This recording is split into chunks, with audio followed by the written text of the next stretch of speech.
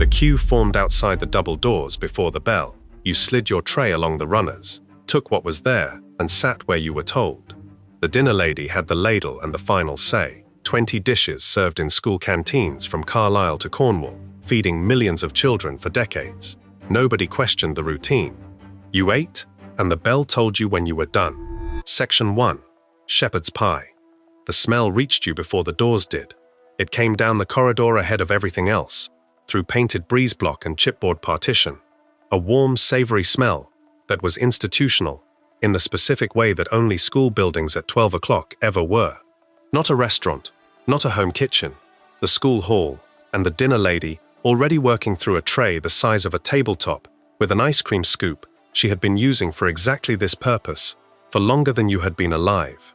That scoop was the instrument of portion control, and its authority was absolute.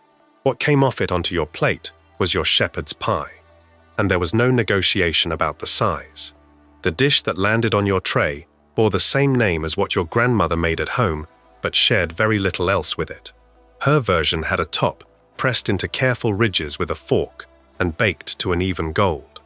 The school version was made for 60 portions at once, in a catering tray deep enough to hold a week's worth of washing up. The mashed potato laid across the top, in a layer thick enough to cover, and no thicker, and it came out of the oven browned where the element had reached it, and pale at the corners where it had not. That unevenness was not something anyone complained about. You took what the scoop gave you, and you carried your tray to the table. Beneath the mash was the filling. Shepherd's pie meant lamb, technically, the way cottage pie meant beef, a distinction observed in recipe books and largely disregarded in canteen kitchens, operating on budgets that had been restructured considerably by the early part of the decade. The Education Act that received royal assent in April 1980 removed the minimum nutritional standards that had governed school meals in England since the 1944 Act that first made them a national obligation. Local authorities were no longer required to guarantee specific levels of protein or calories per child per meal. Private catering contractors, brought in through competitive tendering to run school kitchens at the lowest achievable cost, had a direct financial incentive to make the mince go further. The filling in the school shepherd's pie of the 1980s was mince and gravy, and whatever ratio of diced carrot and onion and green pea made sense for that fortnight's budget. And the gravy was doing serious structural work, rich and dark and generous enough that each forkful carried more liquid than solid. Nobody at the table was calculating the ratio. The flavor was right. That was the whole question, and the answer was yes. The dish had been in print by at least 1877, appearing in a British cookery book of that era as a practical method for extending leftover roast with a potato topping that served as lid and serving vehicle simultaneously. The name was literal. Shepherds meant lamb. Lamb meant the animal a shepherd kept. The English food vocabulary of the period liked that kind of directness. By the mid-20th century, the dish had migrated from a leftovers solution into planned canteen production, made from fresh mince in volumes that made the original logic of household economy feel small. The thrift was still there. It had simply scaled to an industrial principle. What the school version produced, that a home-cooked dish almost never could, was the particular quality of food made in enormous quantity.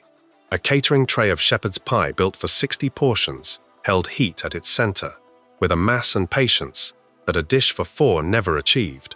And when it came off the oven shelf and crossed to the serving counter, and the first scoop broke the surface, the steam that rose had a weight and warmth that settled over the counter and over the first few children in the queue in a way that was immediately and specifically reassuring. You arrived at lunch cold from a building that was rarely adequately heated between October and March. The shepherd's pie tray was the solution to that, and to the hunger that 2 hours of lessons had built, and to whatever the morning had been. A school meal in England in 1980 cost between 35 and 50 pence, depending on the local authority setting the charge, and that price was already well below the cost of producing it. A parliamentary debate from August of that year put the national average production cost at around 54 pence per meal, meaning the gap between cost and price was being absorbed by local education budgets at a time when those budgets were under pressure from every direction. The dinner lady working through that tray was part of a service that had been subsidized by collective obligation since 1944, and that was, by 1980, beginning its long contraction. Staff numbers fell across the decade as competitive tendering replaced in-house kitchen teams. Trays got larger to compensate for fewer hands managing them. None of this was apparent from the queue. What was apparent from the queue was the tray, and the scoop, and the plate moving toward you along the counter, and the instruction to keep moving once you had yours. You kept moving. You sat down. The shepherd's pie was hot and present, and that was precisely what 12 o'clock on a Tuesday in November was supposed to feel like. And it felt exactly like that, without anyone having to say so. That shepherd's pie was hot, and it did its job without ceremony. But the pudding that waited on the other side of the main course was already in the building, already made, already the thing every child in that queue had been keeping quiet track of since they walked through the doors. Section 2. Jam Roly-Poly. The pudding counter was a separate territory from the main course side, and crossing from one to the other had its own social choreography. You carried your tray back, or you waited your turn, or you collected the pudding alongside your main course, depending on which school you were in, and what year it was, and what the dinner ladies had decided among themselves. And none of those rules were written anywhere. You absorbed them in the first week, and you did not question them. What you also knew, from the moment you came through the double doors, was whether Jam Roly-Poly was on offer that day, because Jam Roly-Poly announced itself before you could see it. A warm, sweet baked smell, with something underneath it that was richer and heavier than cake. A suet smell, the particular warmth of dense fat coming slowly off a long heat, and that combination moved through the hall and settled in a way that lighter puddings never managed. It sat on the serving counter in a stainless steel tray, cut into thick rounds, or left in blunt rectangles depending on how it had come out of the oven and how the cook had chosen to present it. The cross-section, showing the white of the suet pastry wrapped around a spiral of red jam, strawberry most commonly, occasionally raspberry, the jam having darkened at the edges where the pastry had baked around it and melted into the dough at the join. The custard came alongside from a separate jug or ladle, poured over the top in a quantity left entirely to the dinner lady's discretion, which meant it was generous, because the dinner ladies understood something about the ratio of custard to pudding that no recipe had to instruct. You needed enough. Enough meant the plate had a pool of yellow sitting at the base, and the pudding was resting in it, absorbing from below, the underside going soft in the custard, while the top stayed intact. Every child at that table knew it by a second name, and the second name was the one that mattered. Dead Man's Leg. The nickname had circulated through British school culture for long enough that nobody in any canteen in the 1980s could have traced it back to its source, which was correct for a name that had originated not in any playground, but in the domestic kitchens of the 19th century. Jam Roly-Poly had been cooked inside an old shirt sleeve, or a length cut from a trouser leg, the dough wrapped tight in the fabric before going into the pot to steam, and when it came out, it had the look of something that gave the name its logic, pale and thick, and roughly the right shape. In 1982, the food writer Jane Grigson noted in print that the dish's various English nicknames, Dead Man's Leg among them, were the kind of thing that would cause the pioneering spirit of any foreign guest to fail entirely before the pudding had been tasted. By the time you were eating it in a school hall in Bradford, or Bristol, or Basildon, the name had been running for decades, and nobody required an explanation. The pudding traced to the early 19th century, appearing in Eliza Acton's cookery book of 1845 as a rolled suet pastry spread with jam or marmalade or mincemeat, rolled up and steamed in cloth. It appeared subsequently in Isabella Beeton's Book of Household Management, first published in 1861, by which point the dish was established enough to need documenting rather than introducing. Cassell's Dictionary of Cookery catalogued it under the name roly-poly, specifically in 1875. Beatrix Potter found it significant enough to name a book after it in 1908. The suet in the pastry was the ingredient that made it what it was, and that separated it from every other rolled pudding.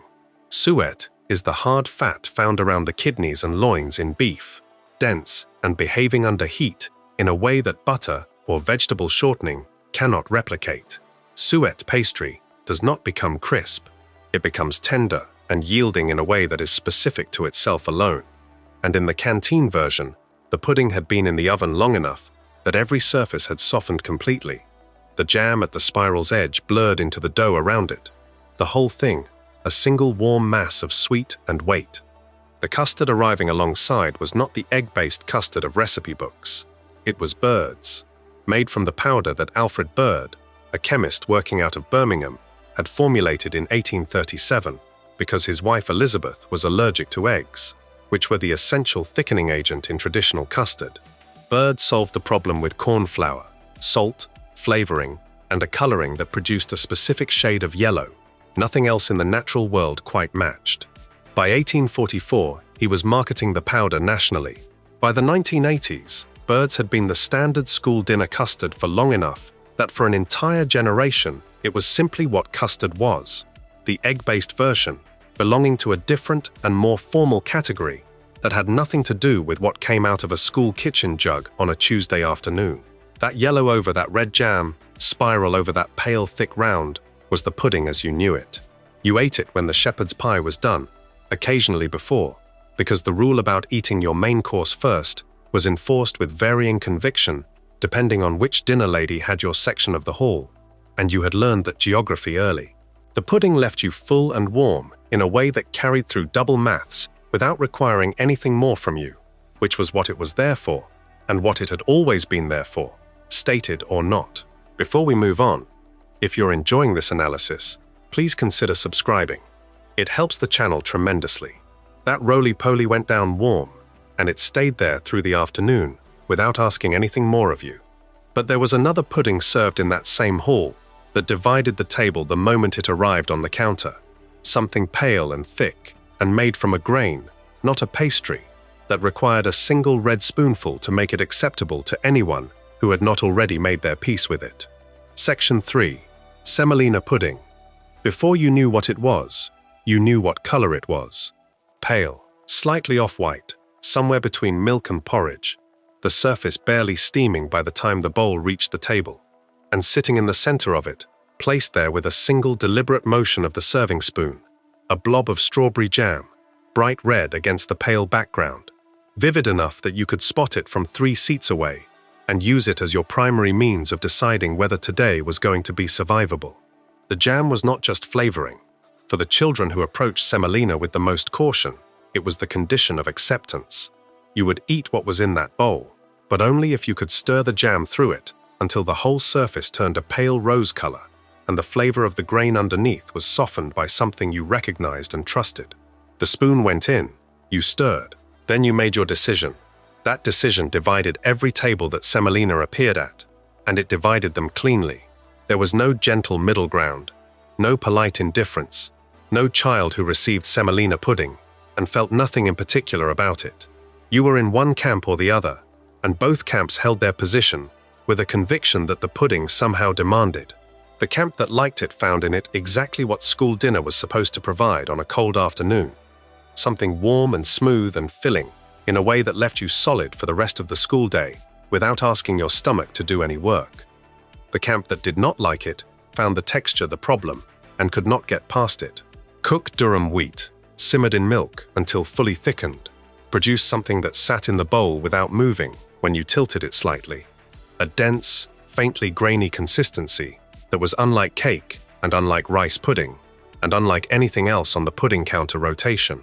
And that specific quality, the resistance to categorization, was what made it genuinely difficult for certain palates.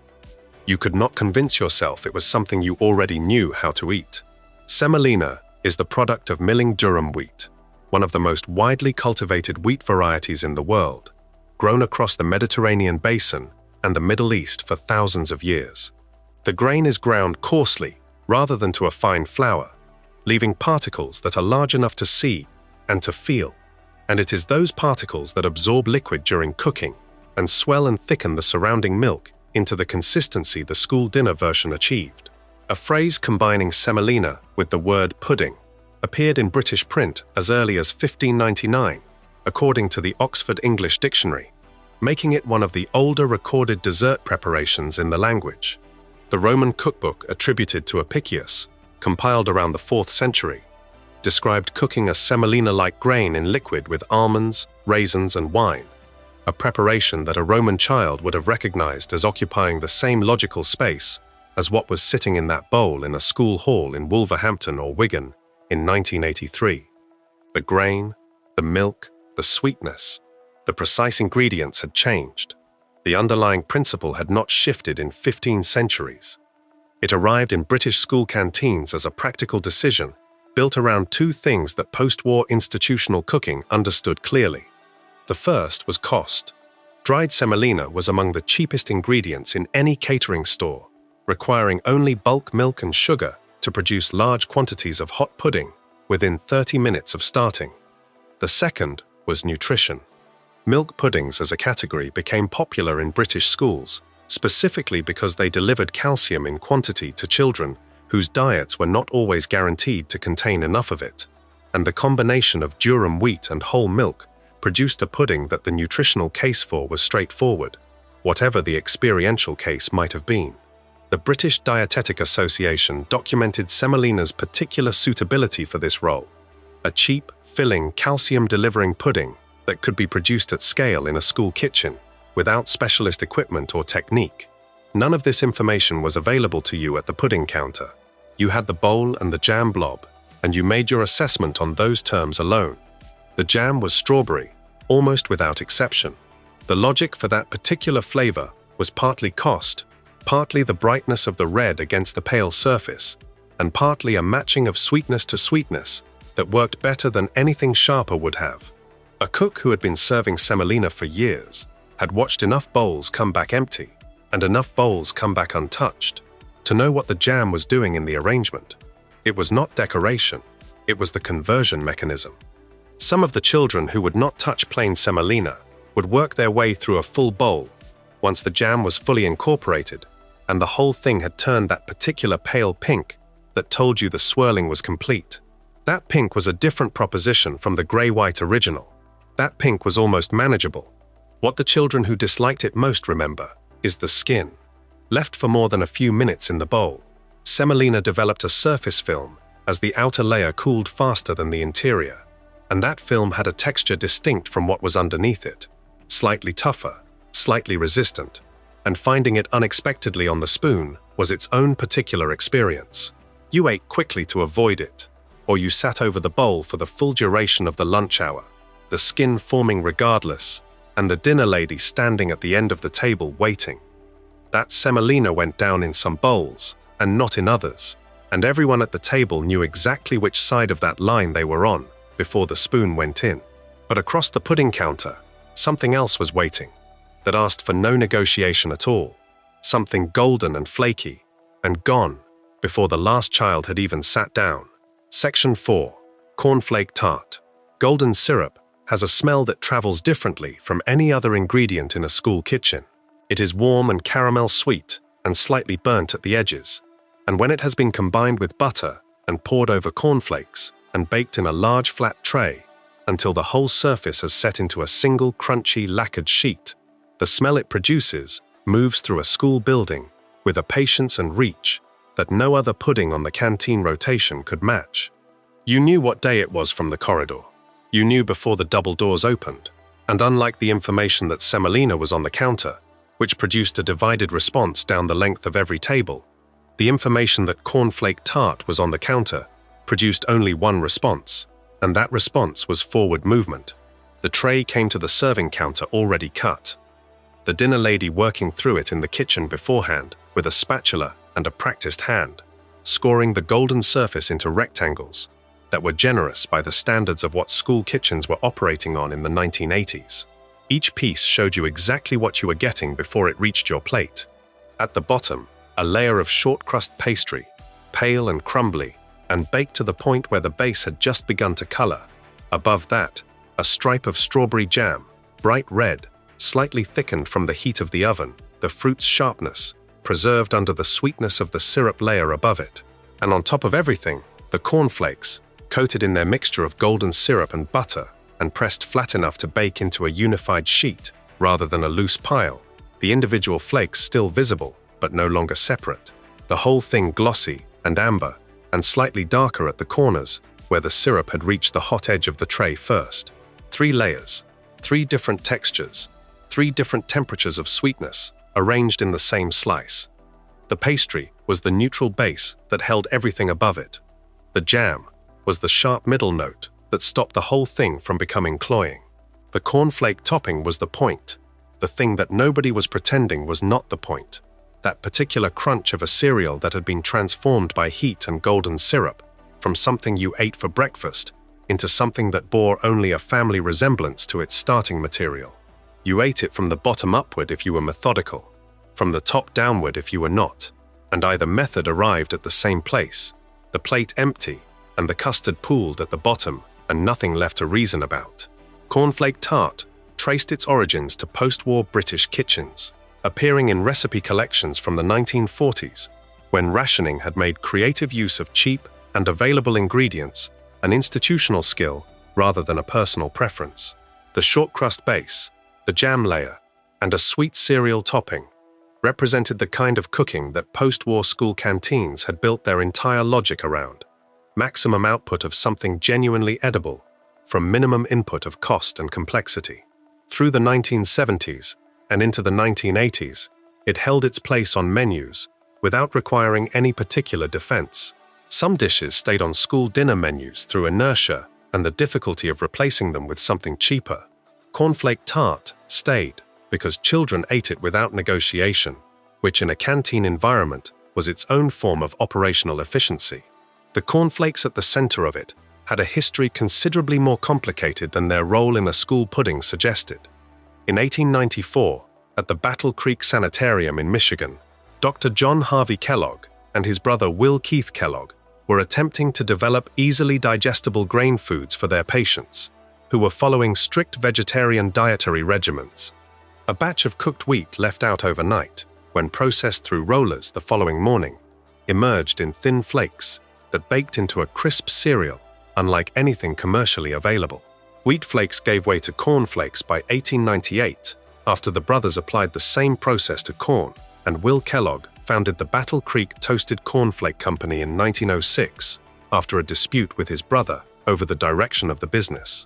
By 1922, Kellogg's had established itself in the United Kingdom, the cereal making the journey from a Michigan Health Institution's dietary program to a British breakfast bowl to, eventually, a tray in a school kitchen where someone had mixed it with enough golden syrup to make a pudding that a health-conscious Michigan doctor would have found deeply alarming. The golden syrup that transformed those flakes from breakfast to pudding was itself a specifically British ingredient, a byproduct of the cane sugar refining process that produced a thick, amber, slow-pouring syrup with a flavor that was simultaneously sweet and faintly bitter at the back, richer and more complex than plain sugar, and capable of caramelizing under heat into something that behaved exactly the way it needed to in order to bind a tray of cornflakes into a single cuttable sheet. The butter went in alongside it, and the combination of fat and syrup coated every flake before baking, and the oven did the rest. What came out of that oven, and what landed on your plate, had no ambiguity about it. It was not a dish that required you to decide how you felt. The decision had already been made by whoever had first worked out that these 3 elements belonged together on a tray. Before we move on, if you're enjoying this analysis, please consider subscribing. It helps the channel tremendously. That cornflake tart left nothing on the plate and no debate at the table. But there was a savory dish in that same canteen hall that appeared every single week without fail. Something that arrived on a Friday by a kind of unwritten national agreement. Something golden and rectangular and smelling of the sea. Section 5. Fish fingers and chips. Friday smelled different from every other day of the school week, and the smell was the confirmation before any confirmation was needed. It came through the corridor walls from somewhere below or somewhere adjacent, carried on the ventilation that moved sluggishly through those buildings, and that you had learned to read by the time the second week of term was finished. The smell of fish fingers cooking in a school kitchen had a particular quality that separated it from every other smell that canteen produced across the 5 days of the week. It was warm and slightly oily, and had a faint marine edge underneath the breadcrumb crust, not the sharp brine of fresh fish, but something softer and more contained. The smell of white fish that had been processed and shaped and coated and frozen and reheated, and was now approximately 3 minutes from your plate. You knew it. You knew which day it meant. The fish fingers on your tray were rectangular. This was non-negotiable, and was always the case, which was a fact so obvious by the time you were 7 that it had stopped registering as odd. But which was odd, because nothing about a fish is rectangular. The shape had been decided in a factory in Great Yarmouth in 1955, when the British operation of Birdseye, then under Unilever's ownership, developed a commercial version of a product that American companies had been experimenting with since 1953. The development work at Great Yarmouth was led by a company technician, and the early prototypes had used herring, which was abundant in British waters after the Second World War, and available at a cost that made commercial sense. Market testing in Southampton and South Wales produced a clear verdict. Consumers preferred cod. The herring version was set aside, and the cod rectangle went into production, and more than 500 tons of them sold in the first year alone. The decision to call them fish fingers rather than fish sticks, which was the American name for the same basic product, was made by a vote among the women working on the Birdseye production line. That vote produced a name that was intuitive and slightly absurd and stuck immediately, and which led to a generation of children who grew up understanding at some level that fish came in fingers if you were not thinking about it carefully enough. Clarence Birdseye, the American inventor whose flash freezing process from 1924 had made the entire frozen food industry possible, had died in 1956, 1 year after the product launched in Britain. He never owned the British operation that bore his name, which had been sold to General Foods and then to Unilever before the fish finger was developed. The name on the box was his, but the product in the box was Great Yarmouth's.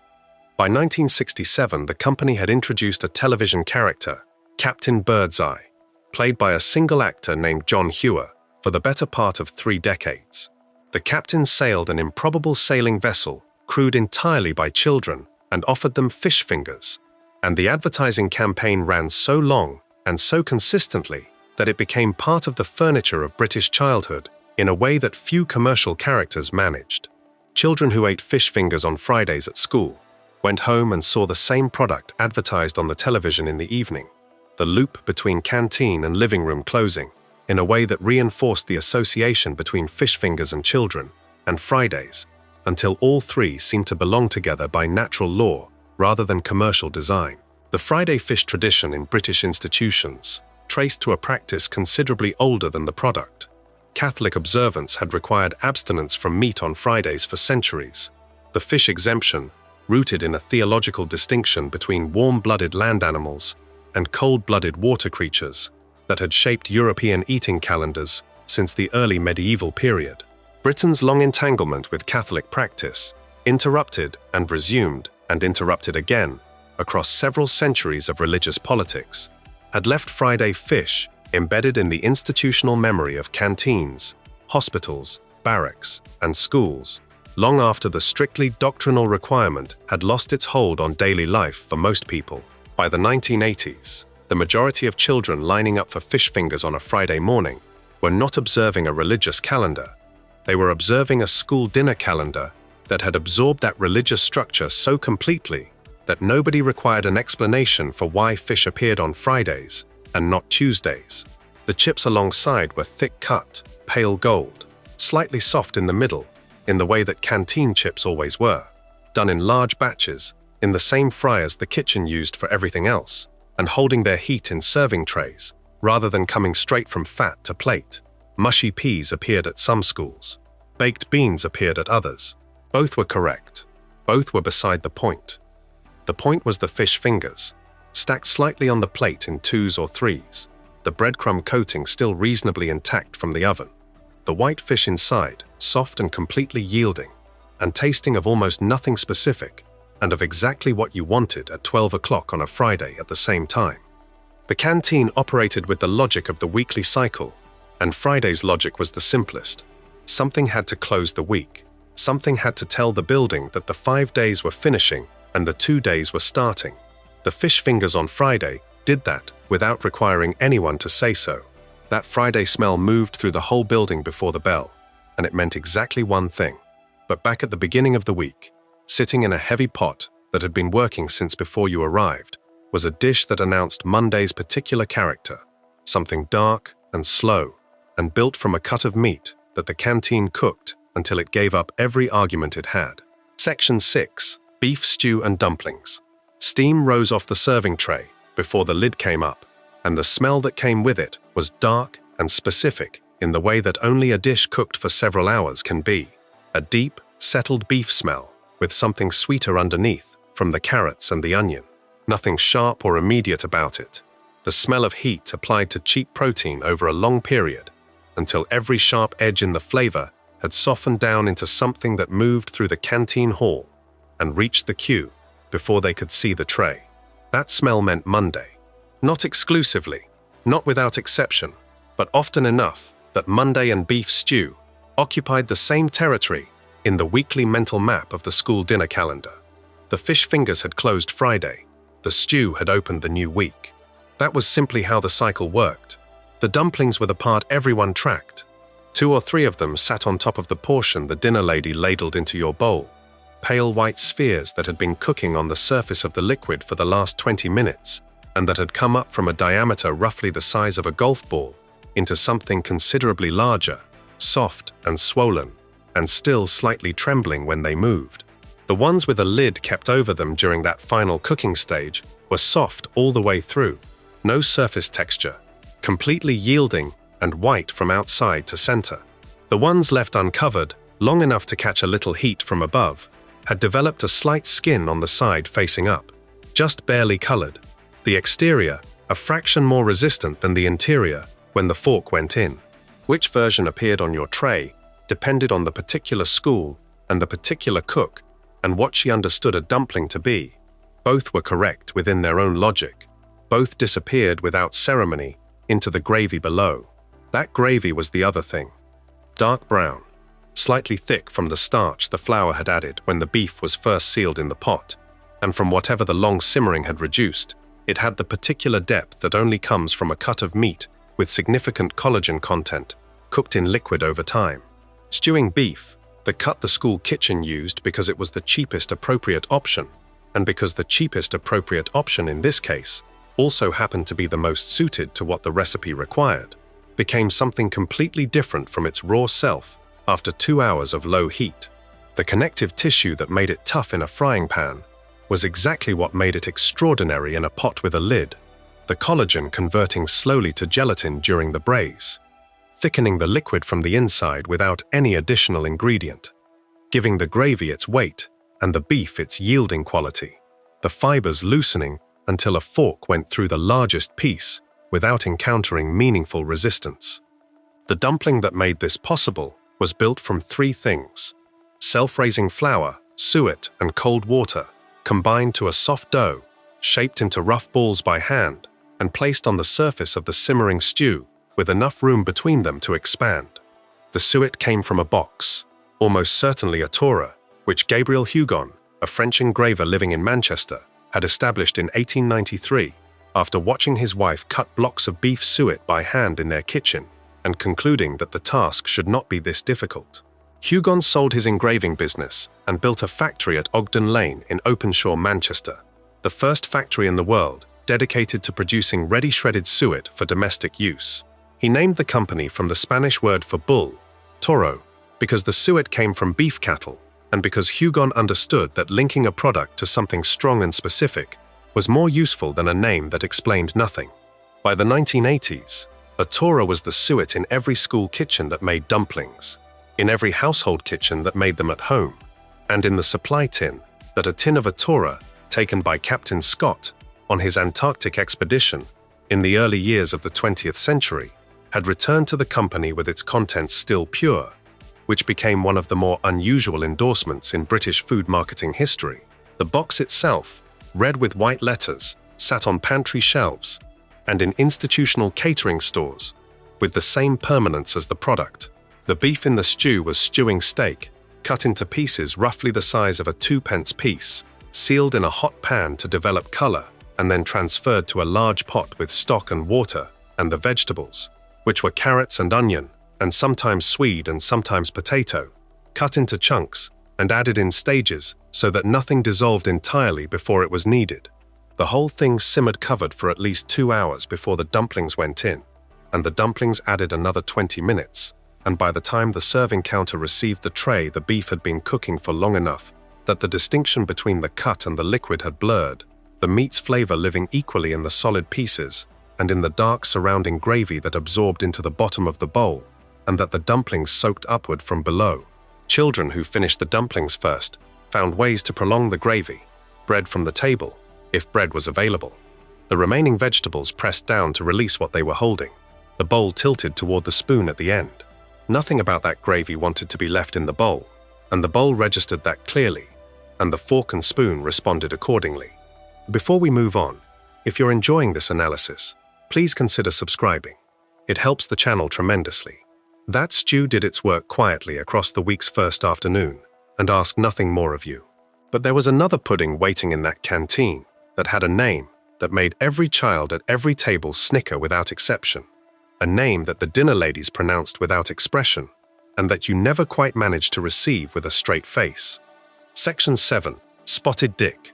A particular sound moved through the canteen hall on the days it appeared on the board, starting somewhere near the front of the queue and traveling table by table faster than any announcement could travel. A wave of badly suppressed laughter that arrived at each new table roughly 30 seconds before the information itself did. The dinner ladies had learned to read the wave. They knew, from the moment the first snicker reached them behind the counter, what was causing it, and they served through it with the composed expression of people who had been having this particular non-conversation every few weeks for their entire working lives. The name was the name. The pudding was the pudding. You took your bowl and you moved along. Spotted Dick had been navigating this response since its first recorded appearance in print, when the chef Alexis Soyer included a recipe for what he called plum bolster, or spotted dick, in a cookbook published in 1849. Soyer was among the most prominent cooks of his era, known for redesigning the kitchens at the Reform Club in London, and later for traveling to the Crimea in 1855 to reorganize army catering, a contribution that Florence Nightingale described in writing as one of the most significant practical improvements to soldier welfare during that campaign. His cookbook entry referred to the spotted dick as though it were already an established dish requiring no particular introduction, which suggests it had been circulating in home kitchens for some time before anyone put the recipe on paper. The Pall Mall Gazette reported in 1892 that the Kilburn sisters in London were daily satisfying hundreds of dockers with the pudding, evidence that by the Victorian era it had moved well beyond middle-class cookbooks and into the practical feeding of large numbers of working people. That is the tradition the school kitchen was continuing. The dock workers and the primary school children were separated by about 90 years and nothing else of consequence. The spotted part of the name was the easy one. Currants, distributed throughout the suet dough, turned dark in steaming and emerged as the spots, small and densely sweet, against the pale surrounding dough, visible throughout a cross-section of the pudding in the way that the name described. The currants in question were Zante currants, which despite the name were not currants at all, but small dried grapes, originally from the Greek island of Zakynthos, shriveled to a size considerably smaller than a standard raisin, and with a concentrated sweetness and slight acidity that played against the neutral richness of the suet dough, in the same way that jam played against the pastry in a roly-poly. They were the point of the pudding, the thing that broke up the texture and provided the flavor, and a poorly made spotted dick, with too few of them, was a different and lesser dish. The dick was the part that required more patience to explain, and that nobody in a school canteen in 1983 was particularly interested in having explained to them. The leading theory among food historians placed it as a dialectal corruption of the word pudding, dough becoming puddick through a process of verbal compression that British regional speech regularly applied to long words, puddick losing its front syllable to produce dick as a standalone term for pudding or dough. Around the 1840s, the term treacle dick appeared in documented use to describe a similar suet pudding made with treacle. When currants went in and the spots appeared, spotted preceded dick and the compound name settled. The alternative explanation, that dick derived from the German Teig, meaning dough, was offered in some accounts, while a third position held that the name arrived fully formed from some unknown regional source, and that looking for logic in it was less productive than simply accepting it. The name had been generating the same response across all these theories for a century and a half before it reached your canteen hall, and the Pall Mall Gazette's 1892 reference to it suggested that the double meaning was already understood well enough to use in print by then. None of this deterred anyone. The name was the name.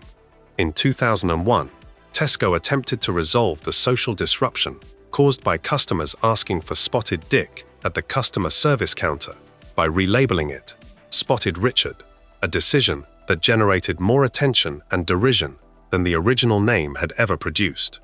Flintshire County Council made a similar attempt in 2009 after canteen staff grew tired of comments from a subset of customers ordering the dish, and the resulting news story ran nationally within 24 hours. The council reversed itself shortly after, the chief executive confirming that Spotted Dick would be restored to the menu under its correct name, and that customers who continued to behave in a childish manner would be refused service. The Pudding Club, an organization in the Cotswolds dedicated to the preservation of traditional British puddings, described both renaming attempts as bonkers, which was the correct assessment. The pudding that arrived in the bowl was dense and warm and steamed until every part of it had an even, yielding moisture.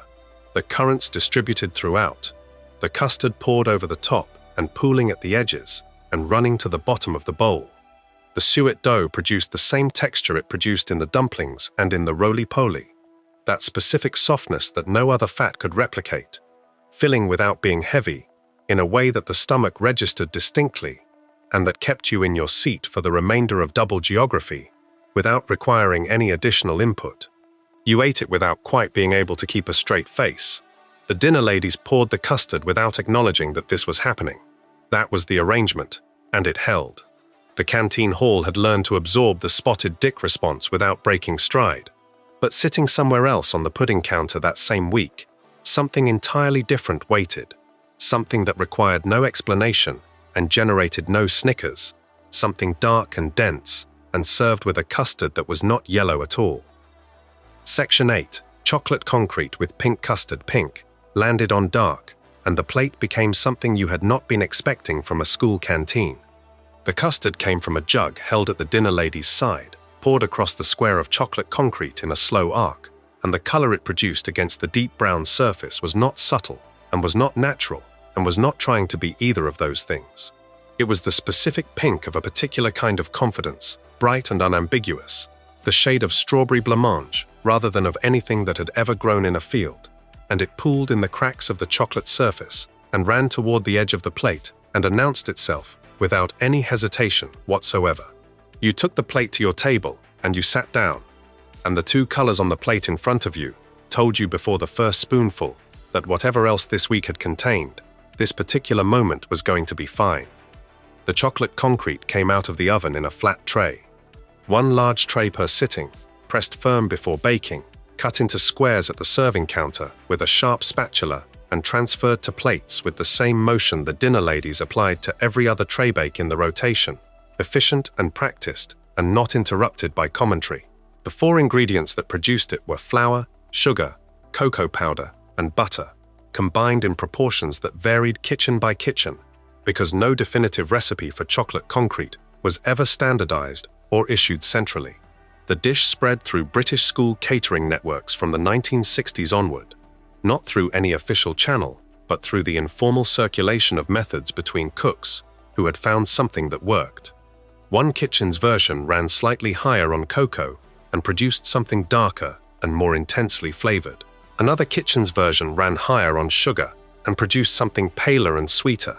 The flour-to-butter ratio determined whether the finished square was merely firm or genuinely required effort to break.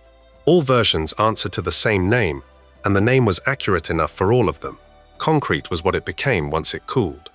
When it came out of the oven, it was still soft enough that a spoon went through it with minimal resistance, and the first children in the queue on a fast service day occasionally received a square that retained some of that warmth and softness. The children served later received something that had progressed considerably toward its fully hardened state, and the fork or spoon required a downward pressure that the word concrete described precisely. the surface did not yield with any politeness. It cracked along internal fault lines that the mixture had developed during baking, and the pieces that came away were irregular and dense, and the effort required was part of the experience in a way that made the eating of chocolate concrete, specific, and memorable in ways that a softer pudding could not be. The custard, seeping into those cracks from above and softening the edges of each broken piece, was not incidental. It was the mechanism, the cocoa powder, that made the concrete dark and bitter, and specifically chocolatey, rather than merely sweet, traced its accessible form to a development in Amsterdam in 1828, when the Van Houten family patented a hydraulic press that extracted cocoa butter from roasted cacao beans and left behind a dry cake that could be ground to a fine powder.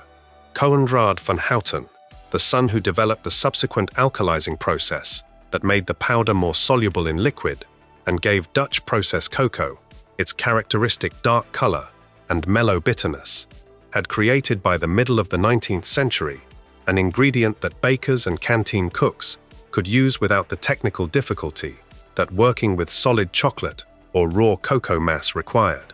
By the time cocoa powder appeared in a school kitchen in Birmingham or Bolton or Berwick in the 1970s, it had been commercially available for over a century, and its cost per portion in a large batch tray bake like chocolate concrete was negligible, which was the other reason the dish embedded itself so thoroughly in school canteen menus during a decade when the Education Act of 1980 had removed minimum nutritional standards and left catering contractors operating on the logic of maximum volume at minimum spend. The pink custard was not custard.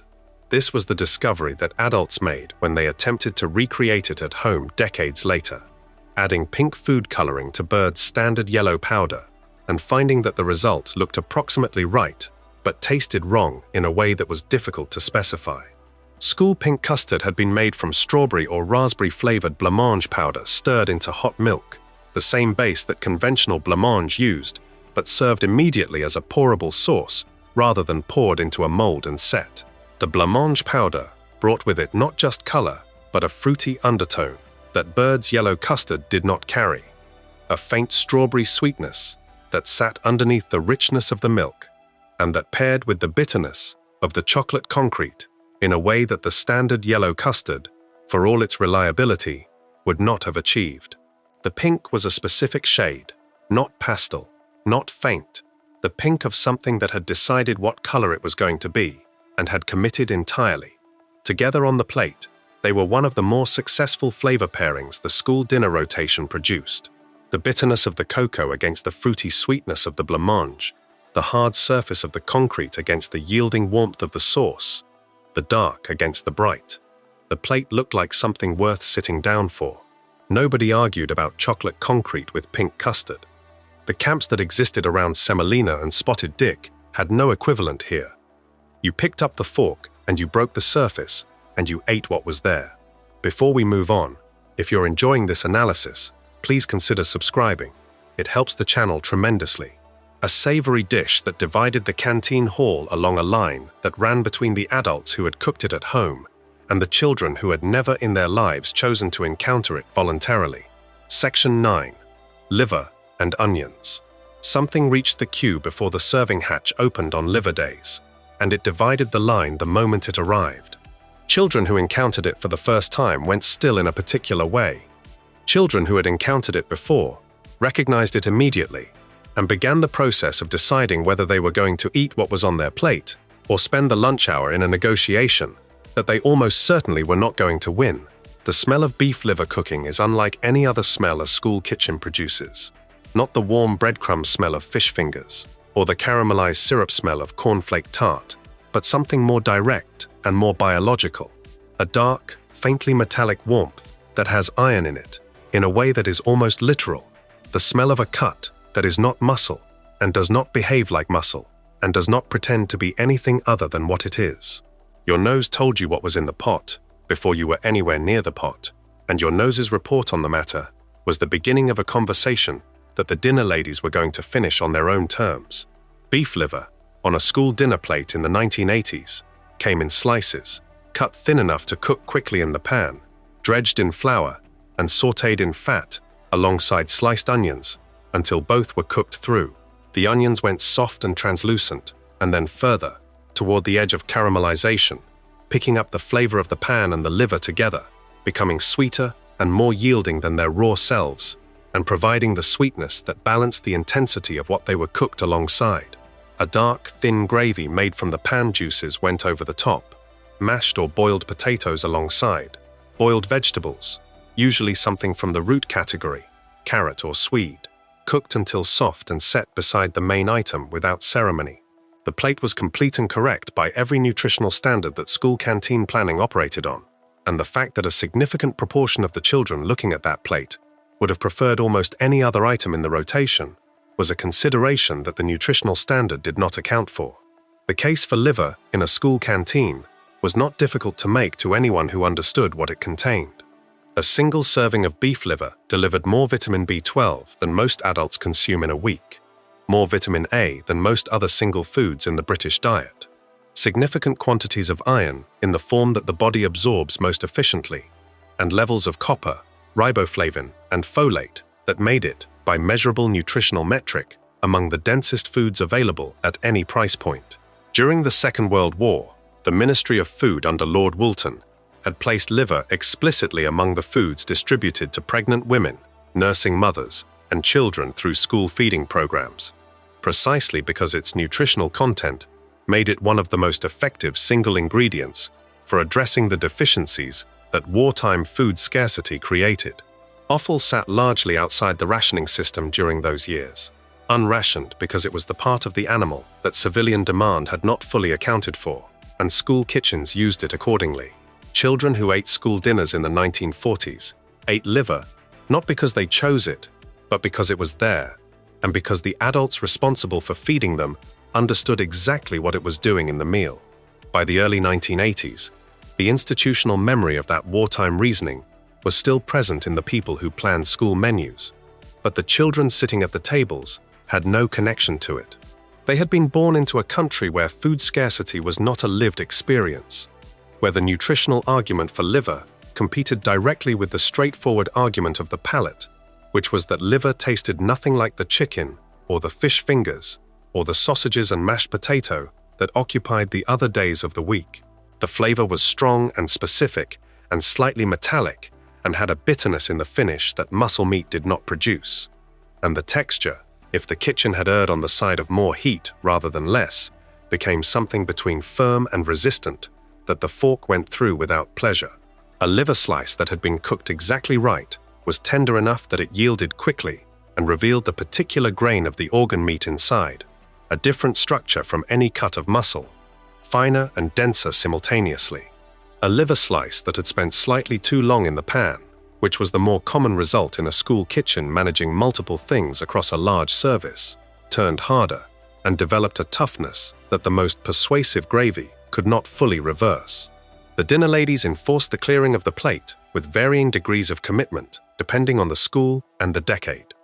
At some tables, the rule was absolute, and you sat with the plate in front of you until you had worked through what was on it, the liver going colder and the gravy forming a skin, and the argument becoming harder rather than easier as the minutes passed. At other tables, the rule was approximate, and a child who moved enough liver around the plate with sufficient conviction and consumed enough of the potato alongside it to suggest genuine effort might be allowed to move on. Both systems were operating simultaneously across British canteens in the 1980s, because both represented a genuine position on the question of whether institutional feeding was primarily a nutritional obligation or primarily a social one, and that question had not been resolved and was not going to be resolved at the table. What happened across the decade was a gradual withdrawal. The Education Act of 1980 removed minimum nutritional standards from school meals, and the competitive tendering that followed it gave catering contractors an incentive to serve whatever the largest number of children would eat without complaint, since complaints represented a service failure in the commercial logic that had replaced the public health logic. Liver and onions was not what the largest number of children would eat without complaint. By the time the decade closed, it had largely disappeared from canteen menus, replaced by items with less nutritional weight and considerably less resistance from the people being served. The adults who had planned menus around it understood something the new system did not require them to explain. The children who had sat opposite it understood something different. Neither side was entirely wrong. That was simply how the table had worked, and how it stopped working. That plate of liver did its nutritional work in silence, while most of the table looked elsewhere. But somewhere in that same week, something arrived in a bowl that required no enforcement and no persuasion at all. Something that every child in the hall reached for, with the same outstretched hand, regardless of what they thought about everything else on the menu. Section 10. Bangers and mash. 2 sausages sat on top of the mash rather than beside it, which was how the school kitchen plated this particular combination, the protein resting on the starchy base, so that the gravy poured over the top moved downward through both at once, darkening the white surface of the mash and pooling at the bottom of the plate in a thin, savory layer that the last forkful always found. The sausages were pale and plump, their skins slightly tightened from the heat of whatever cooking method the kitchen had used that day, oven or grill, depending on the equipment and the quantity. And they sat in that position with a quiet authority that no other item in the school dinner rotation could claim. You did not negotiate with bangers and mash. You did not move it to the edge of the plate, or attempt to eat around it, or wait for someone at the table to confirm that it was acceptable before you started. You picked up the fork and you ate it, and everyone at your table was doing exactly the same thing at exactly the same moment, which was not always the case on other days of the week. The mash underneath was the neutral ground that everything else operated from. School kitchen mash was not the mash of a restaurant or a home cook paying careful attention to butter to potato ratio, but it was correct for its context, smooth enough that the gravy moved through it readily, warm and yielding and present in a quantity that matched the sausages sitting on top, without either overwhelming or being overwhelmed by them. Some kitchens produced a mash with visible texture from the potato, lumps small and evenly distributed, which was the honest result of a potato ricer or a masher used quickly across a large batch. Some kitchens produced something closer to a puree, uniformly white and almost silky, which was the result of a kitchen running the potato through equipment that a domestic cook would not have had access to. Both versions were correct. Neither was the point. The point was the combination, and the combination worked, regardless of which version of the mash was underneath. The gravy was dark and onion forward, and came from a pot that had been building its flavor separately from the sausages. Onions cooked down in fat until they had gone past translucent into something darker and sweeter, stock added and reduced, until the liquid had the depth and the body to coat the back of a spoon and stay there. It went over the plate last, after the mash and the sausages were positioned, and it did what good gravy does in that arrangement, which is to connect the separate elements of the plate into a single thing, rather than 3 things sitting next to each other. The peas arrived alongside, sometimes mushy and soft, sometimes firm and green, depending on whether they were tinned or frozen, and how long they had spent in the kitchen before service. They sat to one side and were eaten without comment, because peas alongside sausage and mash were simply correct, in the way that certain food combinations become correct, through long enough repetition that questioning them stops feeling like a reasonable activity. The sausages themselves had a history that was more complicated than their position on the plate suggested. Victorian Britain had regarded sausages with the kind of suspicion that comes from not knowing what is inside the casing, and the informal name that circulated in the 19th century for a sausage, little bags of mystery, captured both the uncertainty about contents and a willingness to eat them anyway. British sausages by the 1980s were made to a standard composition that included pork, rusk or breadcrumb filler, water, and seasoning, the rusk having been incorporated into commercial sausage production around the turn of the 20th century as a binder that also stretched the meat content and gave the finished sausage its characteristically soft texture and particular way of yielding when the fork went through. The rusk was not a compromise or a deception. It was a structural element, the thing that made a British sausage behave like a British sausage rather than like a length of continental coarse-ground meat. The name that turned sausages into bangers traced to the First World War, when meat shortages produced sausages containing such a high proportion of water in the filler that the internal steam could not always escape gradually during cooking, and the casing burst with an audible report. The term was in documented use by 1919, appearing in print early enough to confirm that it had already spread beyond the original coinage. By the time the school dinner rotation in the 1980s placed these sausages on the plate twice a fortnight, the water content of commercially produced British sausages had stabilized considerably, but the name had not moved with it. Bangers remained bangers regardless of whether they still lived up to the acoustic promise of the name, and the school kitchen sausage that made a distinctive pop when the fork pierced the skin was continuing a tradition that had started in circumstances entirely different from a canteen in Bradford or Bristol. A survey commissioned by the television channel Good Food in 2009 found that bangers and mash had been voted Britain's most popular comfort food.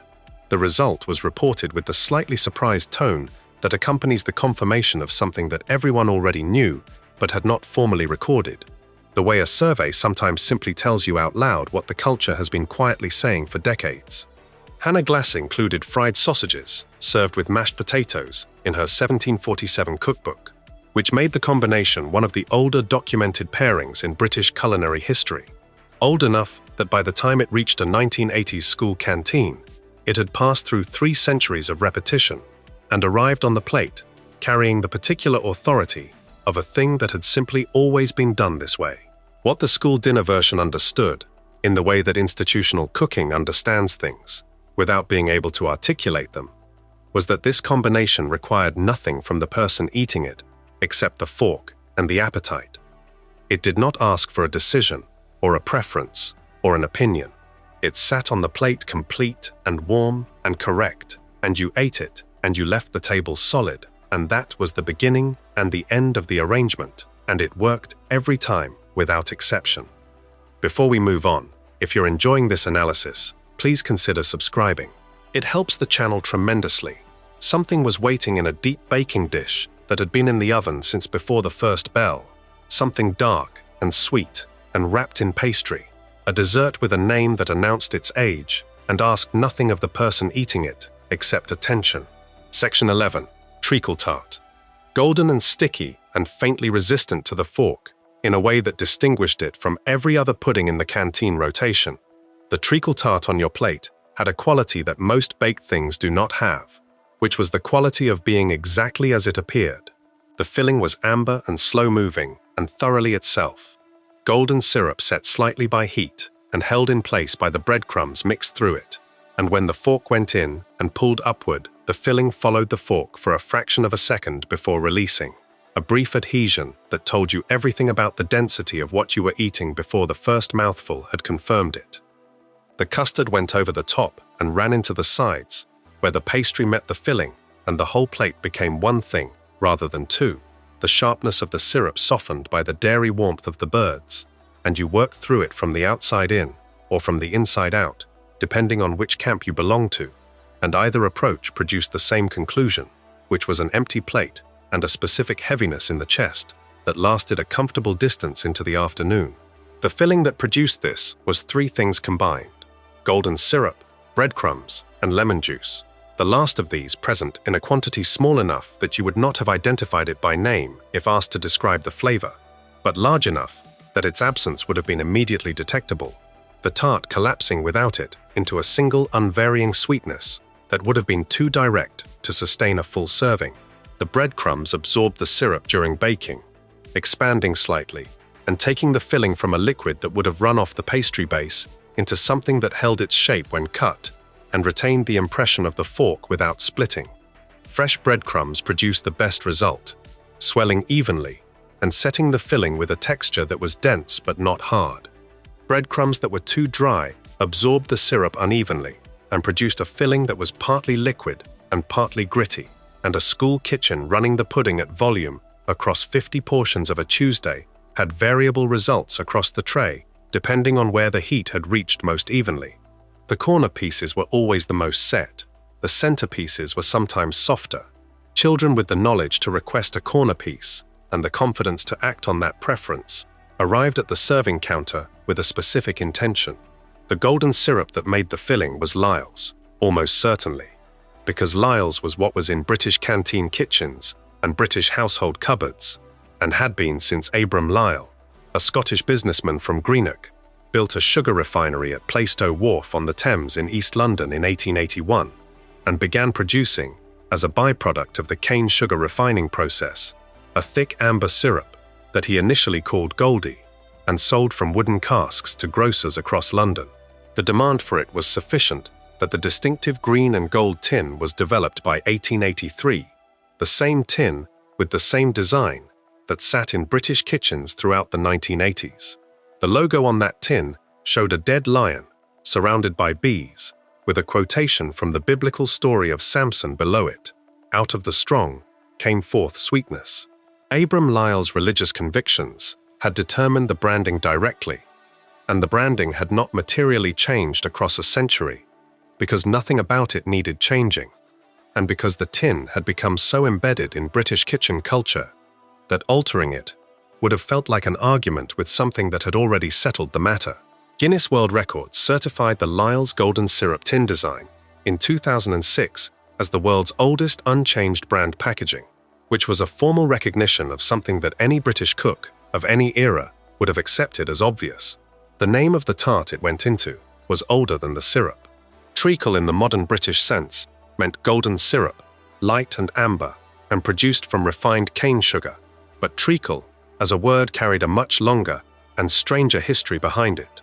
It had entered English from the French triacle, which had come from the medieval Latin theriaca, which traced back to the ancient Greek theriaca, a compound antidote prepared against the bites of venomous animals. For most of its early existence in the English language, the word described a medicinal preparation, something administered for the blood or taken against poison, and it was not until the word had been in use for several centuries that it began to describe food sweeteners, and only later the viscous byproduct of sugar refining that it eventually came to name. The earliest known recipe for something resembling the modern dish, from the British food historian Mary Dewry's cookbook, published in 1879, predated Lyle's Golden Syrup by 2 years, and used black treacle, which is molasses, producing a tart considerably darker and more bitter than the school dinner version. When golden syrup became commercially available, it replaced black treacle in the recipe almost immediately, and the tart that arrived in school canteens across the following decades was entirely the golden syrup version, though the name treacle remained and carried with it the full weight of that centuries-long verbal journey from antidote to pudding. After the Second World War, the dish became a reliable fixture in institutional British feeding.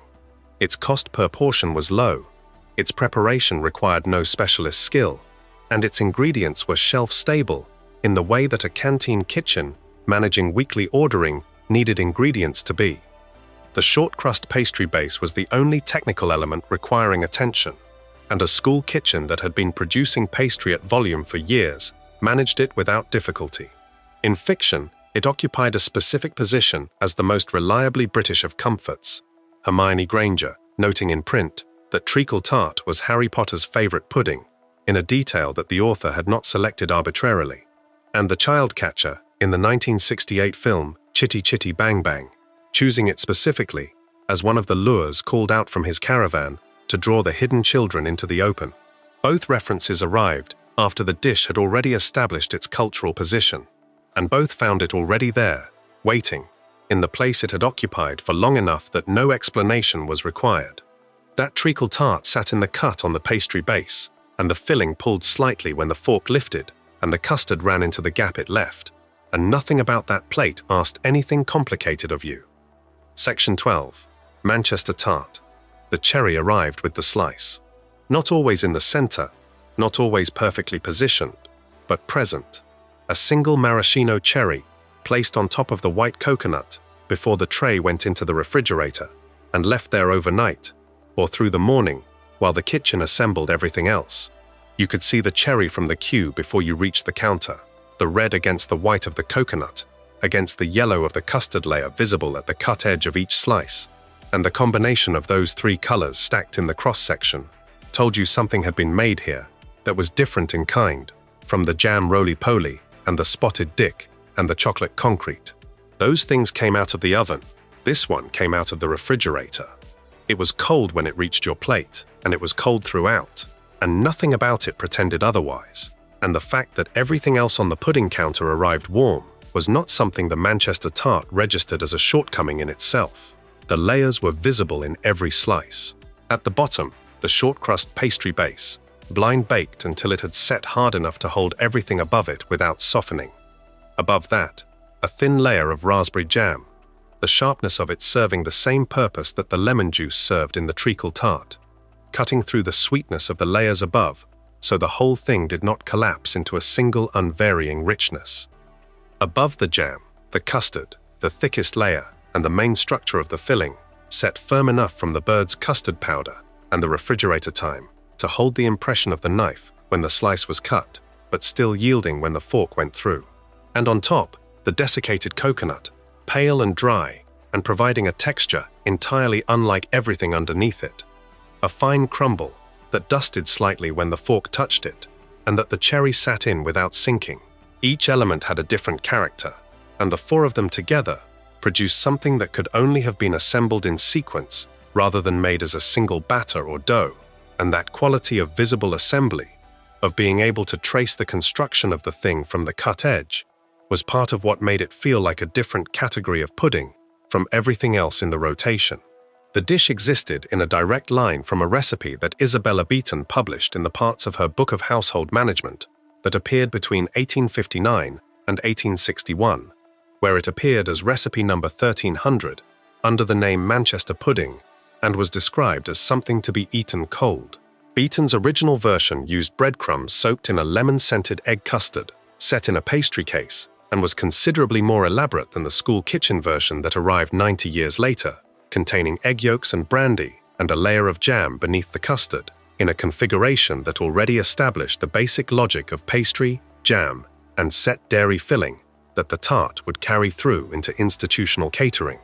The Book of Household Management sold 60,000 copies in its first year of publication and nearly 2 million by 1868, making it the reference point for middle-class British domestic cookery across the Victorian era, and the point of first written record for dozens of dishes that found their way, much simplified, into 20th century canteen production.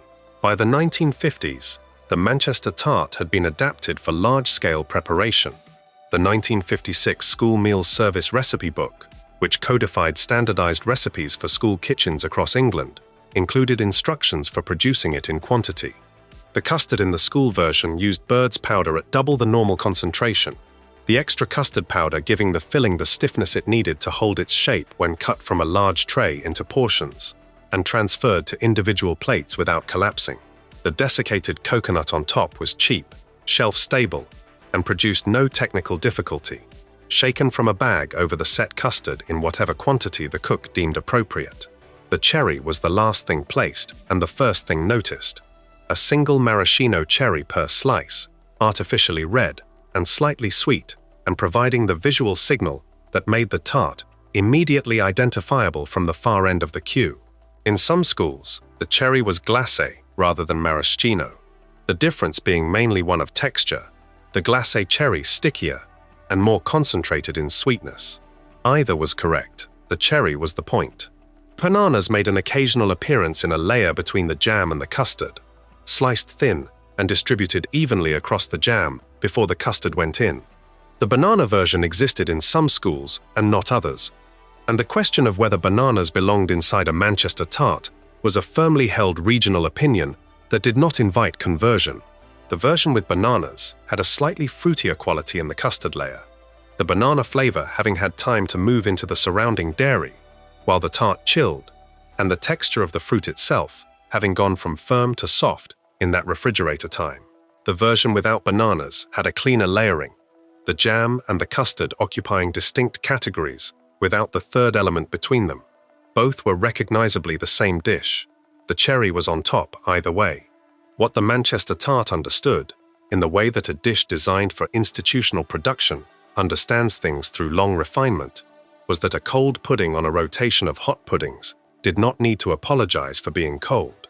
The jam roly-poly and the spotted dick and the treacle tart were warm and came with custard poured from a jug at the moment of serving. The Manchester tart was already finished when it arrived at the counter.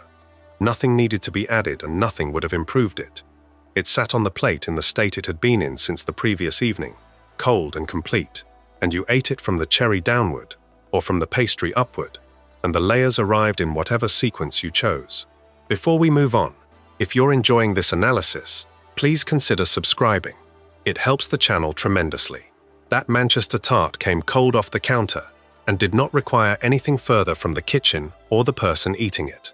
But sitting somewhere in that same canteen, appearing on a day when neither the steamed puddings nor the tarts were on the menu, was a savory dish that had been assembled from parts of the pig that nobody had asked for, cooked slowly in a pan until it had become something that tasted nothing like its budget and everything like intention. Section 13. Spam fritters. The can had a key. That was the first distinguishing feature. A small metal strip attached to the base of the tin that you broke away from its tab and used to roll back the lid in a slow, continuous strip that required steady pressure and the right angle, or the whole mechanism buckled and left you with a partially opened tin and a jagged edge. When the lid came off correctly, the contents sat in their rectangular block, slightly smaller than the can that had contained them, the processed meat having pulled away from the sides during production and cooled into a shape that was entirely its own, somewhere between pink and beige, the surface slightly gelatinous from the cooking liquid sealed inside the can. You ran a knife around the inside edge and turned the tin over, and the block came out whole, and then you sliced it, and the slices went into the batter, and the batter went into the hot oil, and the school kitchen filled with a smell that was specific and particular, and not quite like anything that had preceded it in the day's cooking. The hot fat and the seasoned processed pork together, producing something that was immediately and unmistakably what it was. The batter was simple. Flour and water combined to a smooth coating, sometimes with egg for a richer result, sometimes without, because a wartime recipe did not require egg, and the recipe had come from the wartime and had not acquired an egg in the intervening decades. The spam went in sliced, each piece approximately a centimeter thick, coated on both sides, and placed into oil hot enough that the batter set immediately on contact, the way good frying always requires. 3 to 4 minutes per side, the batter going from pale to golden to a darker color at the edges, where the fat had done its full work. The finished fritter came out of the oil, substantially larger than the slice that went in, the batter having expanded around it, and it drained on whatever was available, and arrived on the plate with chips or mashed potato alongside, and peas or baked beans for the green element. The dinner ladies understood the plate needed, regardless of what else was on it. The product that went into that batter had been invented in 1937 by the George A. Hormel Company of Austin, Minnesota, under the direction of J. Hormel, who had inherited from his father a meatpacking business and was looking for a way to move a surplus of pork shoulder, a cut that consumers at the time regarded with limited enthusiasm. The resulting product combined pork shoulder and ham with salt, water, sugar, and sodium nitrite in quantities that allowed it to be cooked inside the sealed can, the cooking process generating a natural gelatin that extended its shelf life considerably beyond what fresh meat could achieve.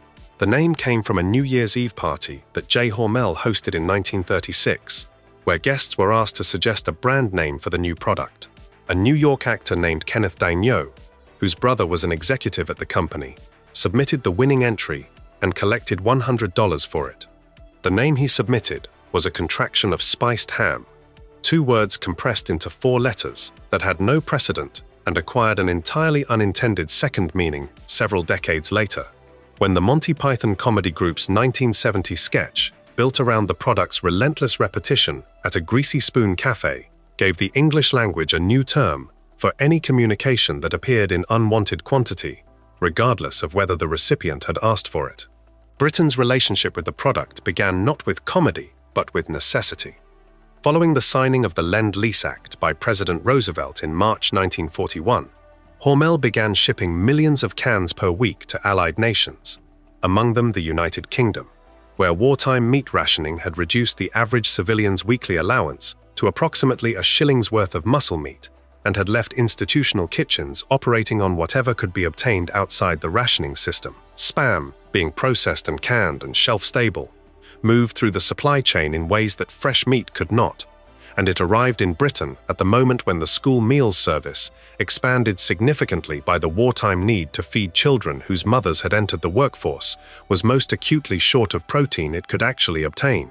Margaret Thatcher, then a teenager working in her parents' grocery store in Grantham, later described Spam as a wartime delicacy and recorded in her memoir, Opening a Tin on Boxing Day 1943, as a genuine occasion. Nikita Khrushchev, writing in his memoirs decades after the war, attributed the Soviet Army's ability to feed itself during the Eastern Front campaigns directly to Lend-Lease Spam, stating that without it, the army could not have been sustained. Both assessments, from opposite ends of the political spectrum and opposite sides of the eventual Cold War, confirmed something that the product's American creators had understood from the beginning, which was that a shelf-stable pork product with a long supply chain and no refrigeration requirement was exactly what a war that stretched across multiple continents and several years was going to need in very large quantities. After the war, the product's status diverged sharply across the countries it had fed. In the United States, where fresh meat returned rapidly to availability as rationing ended and prosperity increased, Spam's wartime associations made it a marker of hardship that the post-war generation preferred not to revisit, and its domestic consumption declined accordingly. In Britain, the trajectory was slower, and the product embedded itself more durably in the institutional catering landscape, appearing in fish and chip shops alongside plaice and cod as a cheaper alternative, and in school canteens, where the logic that had placed it there during the war, cheap, available, shelf-stable, protein-containing, had not been entirely superseded by whatever came after rationing. The fritter specifically survived because frying in batter made it something genuinely different from eating the processed meat straight from the tin, the batter providing a crunchy exterior that the meat itself could not produce, and that placed the fritter in a recognizable tradition of British fried food that children had fewer objections to than they had to the bare, gelatinous original. What the school kitchen served in the 1980s was often a generic luncheon meat, rather than branded Spam specifically. The canteen budget finding that own-brand processed pork performed identically in the batter and at a lower per portion cost. The distinction was invisible once the batter was on and the frying was done, and nobody at the table was making the comparison. That fritter came out of the oil golden, and the batter held, and the plate held together the way it was supposed to hold together. But sitting on the pudding counter the same week, something was waiting that had been made the previous evening and retrieved from the oven that morning, something golden on top and dark underneath, and smelling of warm apple from the far end of the serving hall. Section 14. Apple crumble. Warm apple reached the queue before anything else did. Not the sharp green smell of a raw apple cut open on a board, which is a different thing entirely, but the softer, rounded smell of apple that has been cooking in an oven for long enough to have surrendered its acidity and gone sweet and slightly caramelized at the edges, where the juice had met the hot sides of the baking tray. That smell moved through the canteen hall with patience, threading through the diesel warmth of the kitchen ventilation and the competing smells of whatever the main course had been, and it reached the back of the queue, while the front of the queue was still working through the shepherd's pie and the mash, and it created a specific kind of attention in the people who registered it first, a quiet awareness that whatever was on the pudding counter that afternoon was going to be the kind of thing worth adjusting your pace for. The crumble topping on the tray was the visual confirmation. Golden across most of the surface, a shade darker at the edges, where the heat had been most direct, the individual rubbed grains of the mixture, visible up close as something between a fine biscuit and a rough sand, the butter and flour and sugar combined by hand until the butter had disappeared into the dry ingredients, and the whole thing had a texture that held together loosely without forming a dough.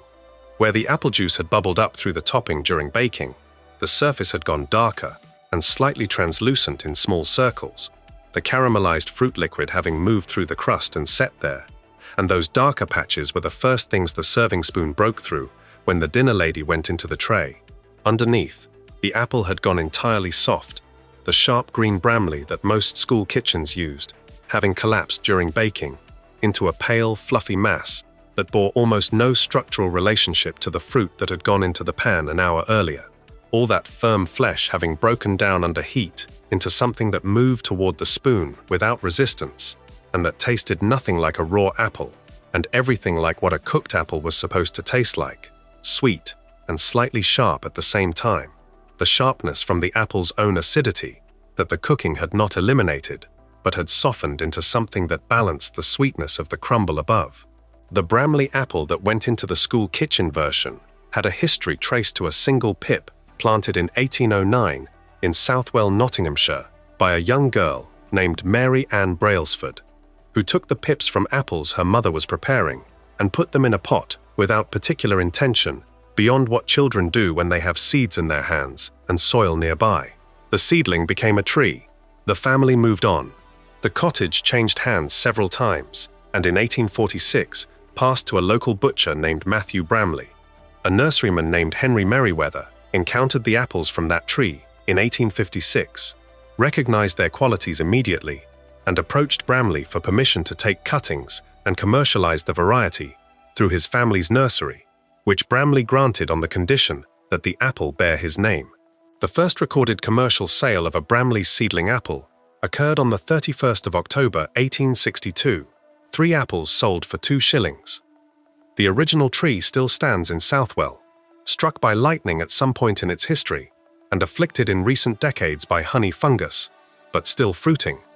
The direct ancestor of every Bramley that went into a school kitchen crumble in the 1980s. When cooked, a Bramley becomes golden and fluffy, rather than retaining the firm texture of an eating apple, which makes it uniquely suited to a filling that needs to collapse gently under the pressure of a spoon rather than resist it. The crumble above it was the invention of necessity. The British crumble as a specific form almost certainly developed during the Second World War, as the supply of flour and butter became constrained by rationing, and the production of proper pastry required a precision of ingredient measurement that wartime kitchens could not always sustain. A crumble topping, by contrast, used less butter and less flour than a pie crust, and required no resting, no rolling, no particular technical care beyond rubbing the fat into the flour until it reached the right texture, which could be assessed by touch rather than measurement. The Oxford Companion to Food attributed the crumble's rise to this practical wartime logic, and Hugh Fernley Whittingstall, the British food writer, described the crumble as a national institution whose popularity had grown directly from those years of constraint. What the war required, the peace inherited, and the school canteen carried forward. The school version of the crumble operated on the same logic that had created the form in the first place: maximum output from the simplest possible technique. Bramley apples peeled and cored and sliced into a large baking tray, sugar added, and the whole thing put into the oven to soften while the topping was assembled. Flour and fat rubbed together with sugar and spread across the top once the apple had started to yield. Back into the oven for 30 to 40 minutes until the topping had colored and the whole thing had cooked through.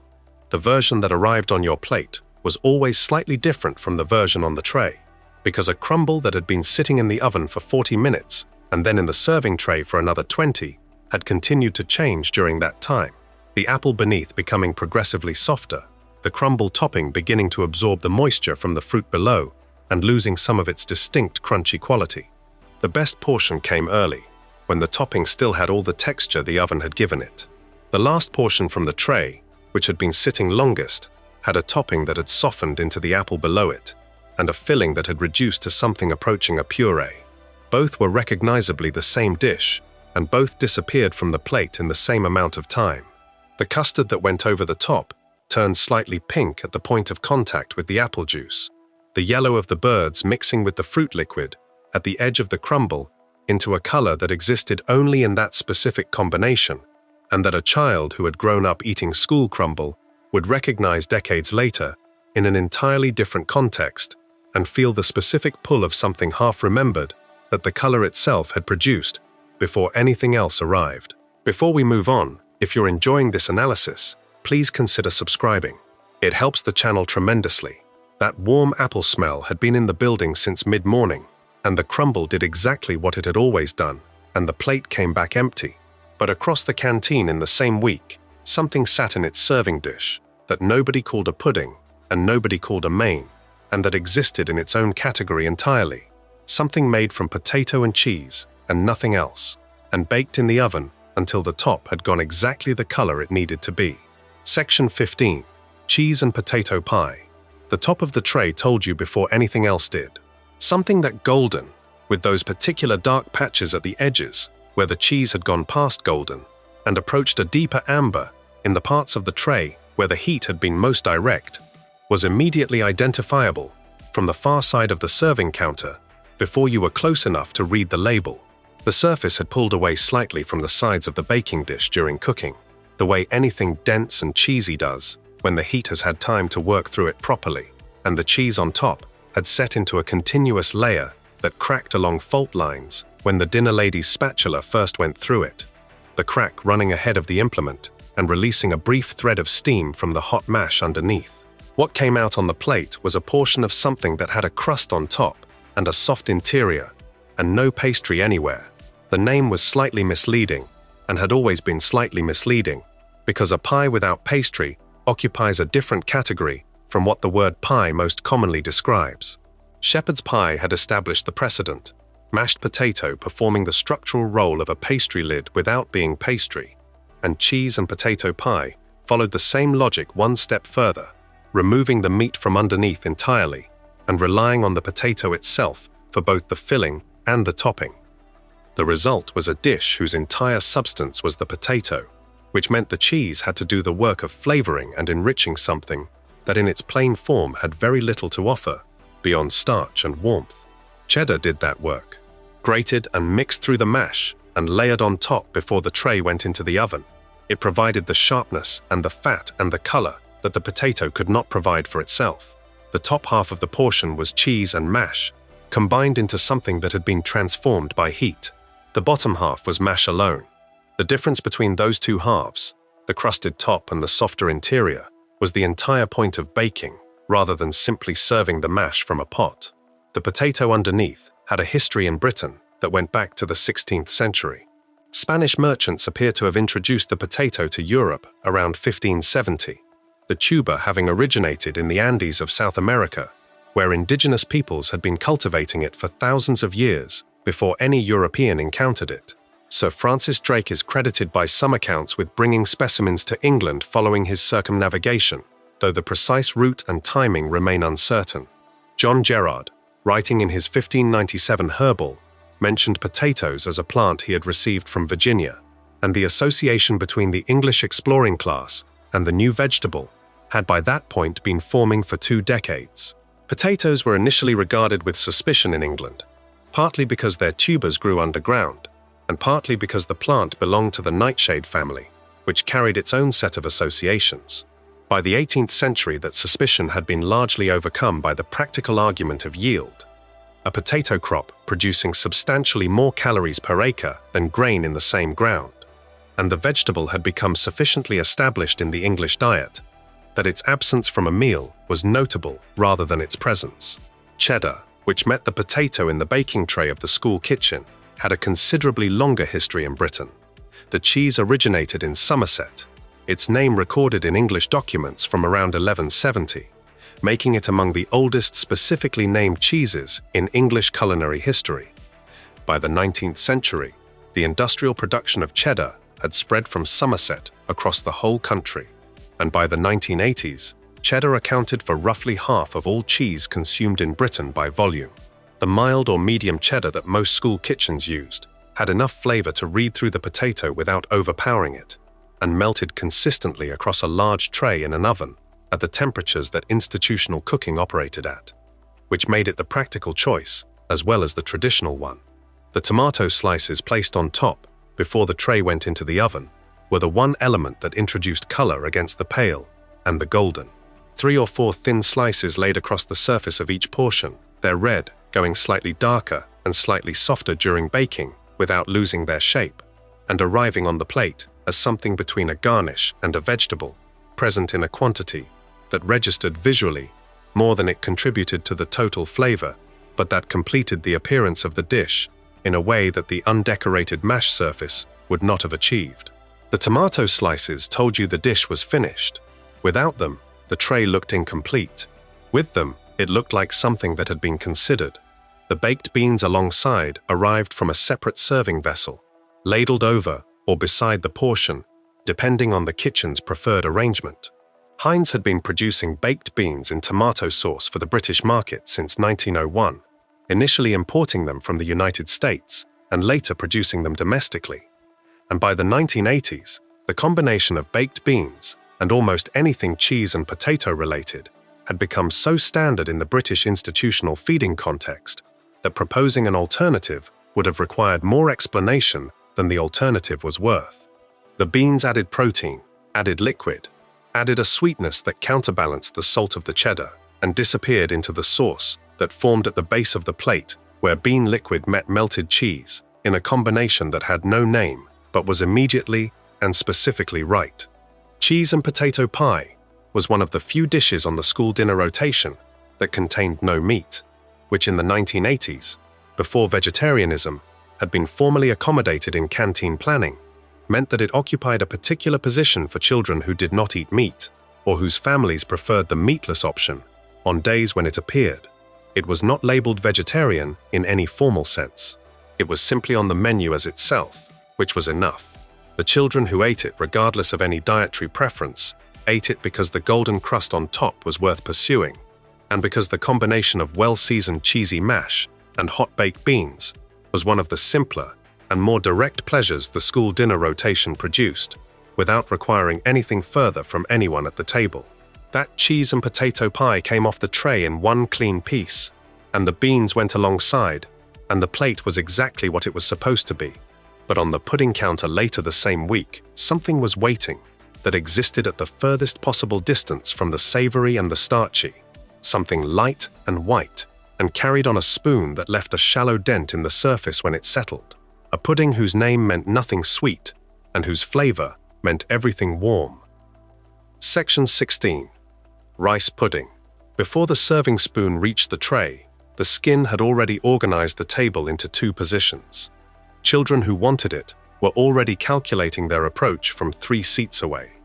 Children who did not want it were already preparing the expression they would use when it appeared on their plate uninvited.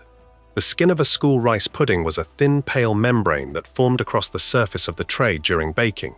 Not quite the same color as the white interior below it, and not quite the same texture, with a slight resistance to the spoon that the smooth, yielding rice beneath it did not have. A surface that gave way under pressure rather than accepting it, and that, when the first portion was removed from the tray, peeled back slightly at the edges and rearranged itself without quite recovering its original flatness.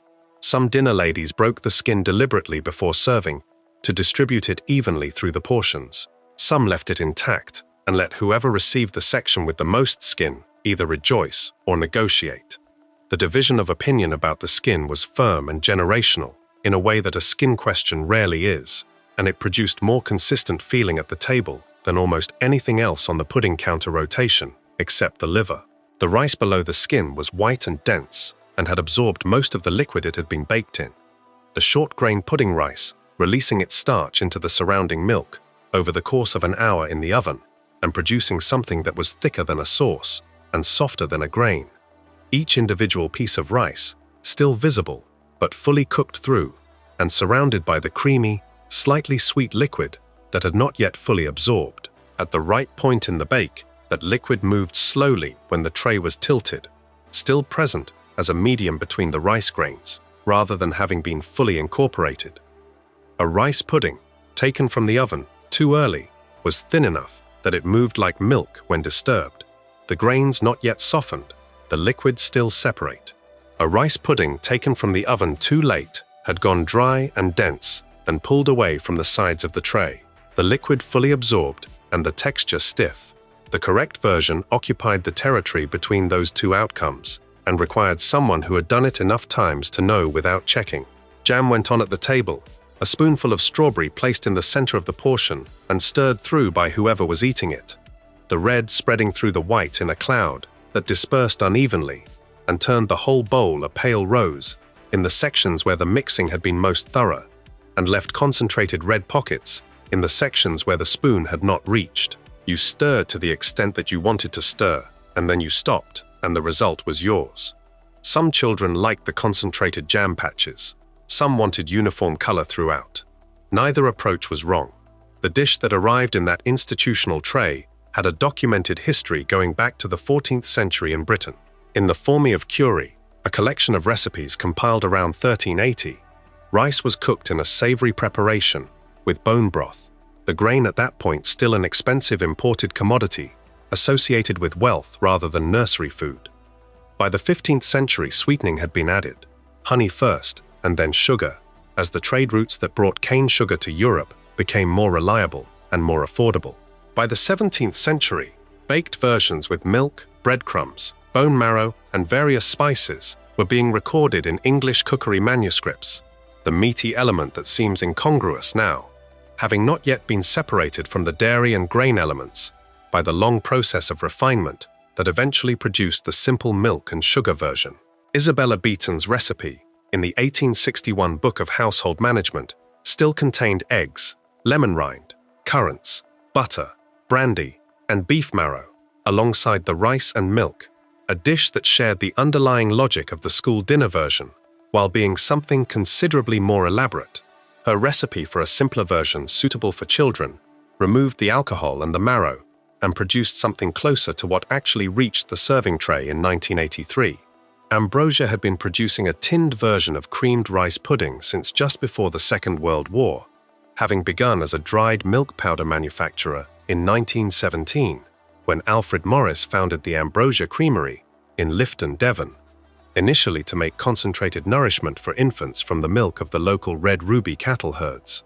The company became the first to produce creamed rice pudding ready in a tin, the shelf-stable version becoming useful during and after the war, when large-scale institutional catering operations needed ingredients that could be stored and used in quantity without fresh produce supply chains.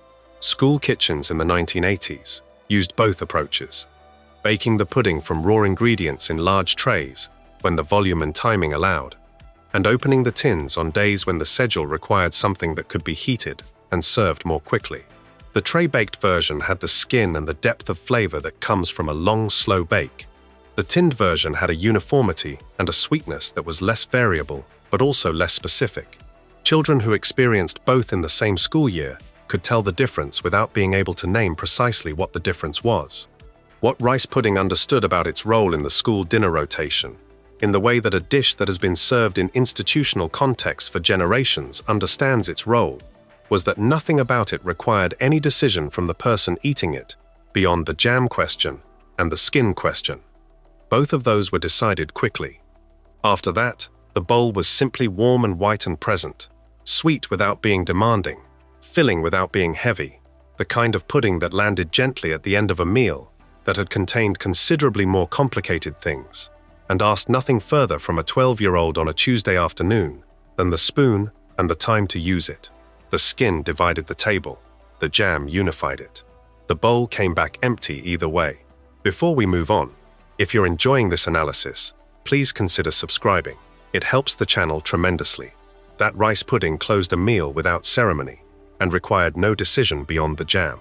But somewhere on that same weekly menu, something sat in its tin that had never been anything but direct. Something with a name that belonged to Scotland, and a color that belonged to autumn, and a sweetness that sat under everything like a floor. Section 17, Butterscotch Tart Amber, was the color before anything else was the color, and amber told you what it was from the far end of the serving counter, without any further information being required. The filling sat in the pastry case, with the particular solidity of something that had been poured in hot and had set as it cooled. Not hard exactly, but not soft either. A density that was specific to what it was made from, and that produced a surface slightly darker at the edges, where the filling had crept toward the pastry during baking and concentrated there. When the serving spatula went through a tray of butterscotch tart, it made a sound that no other pudding on the rotation made. A clean resistance followed by a clean yield, the filling holding its shape on three sides as the fourth side was freed and lifted onto the plate. That portion arrived on your plate still shaped like what it had been in the tray, amber on top and pale short crust beneath, with no liquid element to disturb the arrangement and no sauce required before the fork went in. The fork went in, and the resistance was brief, and the filling gave the way that a firm caramel gives, not like a sponge and not like a custard, but something between those two textures, yielding enough to carry on the fork and dense enough to hold that shape for the full distance from the plate to the mouth. What arrived was a sweetness that was not the bright, sharp sweetness of the jam in the roly-poly or the fruity sweetness of the Manchester tart, but something lower and rounder and darker, a sweetness that sat in the back of the mouth rather than the front, the brown sugar having been cooked far enough that its molasses character had developed fully, and the butter having been cooked alongside it, until the two had merged into a single flavor that tasted like neither of its components in isolation. This combination had a name, and the name was butterscotch, and the name was worth examining because the examination did not produce a certain answer, and the uncertain answer was itself specific to the place the flavor had come from. Samuel Parkinson, a confectioner operating from Doncaster High Street in Yorkshire, is credited with first naming and commercially producing butterscotch in 1817, though his original version was a hard-boiled sweet that he initially sold under the name buttery brittle toffee, before settling on the term that stuck. The first newspaper recipe, published in 1848, gave the formula as 1 pound of butter, 1 pound of sugar, and a 1/4 pound of treacle boiled together, a ratio that any cook with a pan and a thermometer could reproduce, and that many did. F.K. Robinson's Glossary of Yorkshire Words, published in 1855, defined butterscotch as a treacle ball with an amalgamation of butter in it, a description that captured the essential logic of the thing without providing any detail about the name's second half that food historians had not already been arguing over. The Scotch in butterscotch had at least 3 credible explanations, and no agreement between them. The first proposed that Scotch in this context derived from an Old English word for scoring or cutting, since hard butterscotch candy had to be cut into portions while still warm before it set completely, the cutting being an essential step in its production.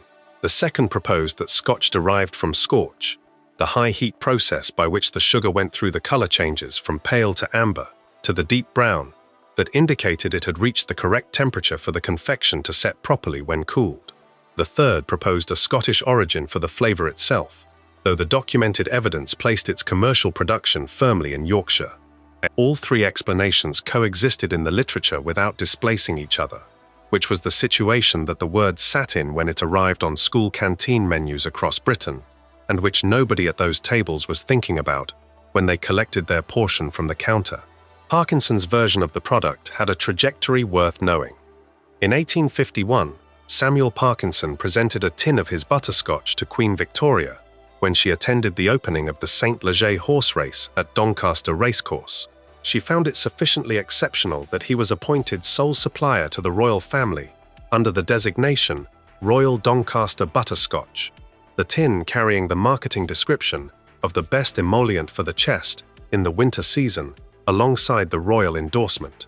A tin was presented to Princess Elizabeth in 1948. The company received a further royal acknowledgement in 2007. Parkinson's production had ceased in 1977, when the competitive market for confectionery had made the original company unviable, and the original recipe was not recovered until 2003, when a tin containing it was discovered in the cellar of a Doncaster businessman. The tart that arrived on school plates drew from the same flavor but produced it through a different mechanism.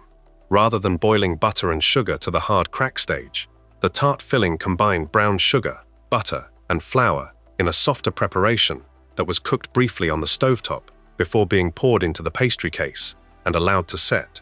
The flour in the filling was what distinguished the tart version from a poured caramel or a butterscotch sauce, providing the body that held the filling in its shape after the tray had cooled, and allowing the spatula to cut clean portions without the filling running out from the sides.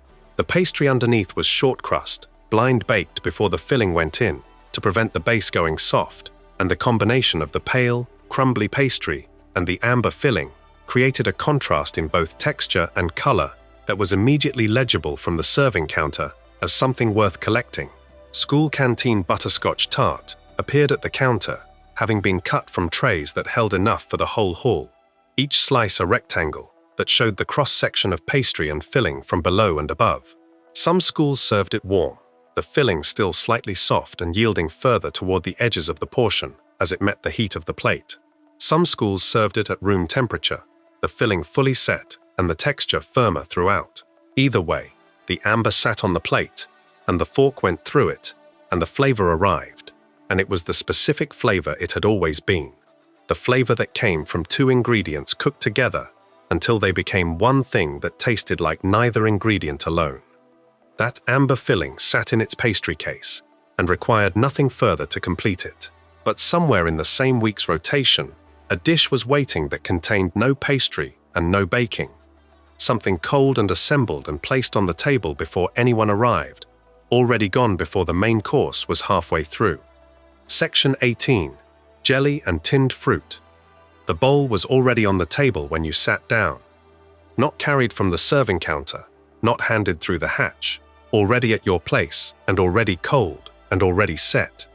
The surface trembling very slightly from the vibration of bodies finding their seats around the table, and that tremor of the surface was the first information the dish gave you before anyone had picked up a spoon.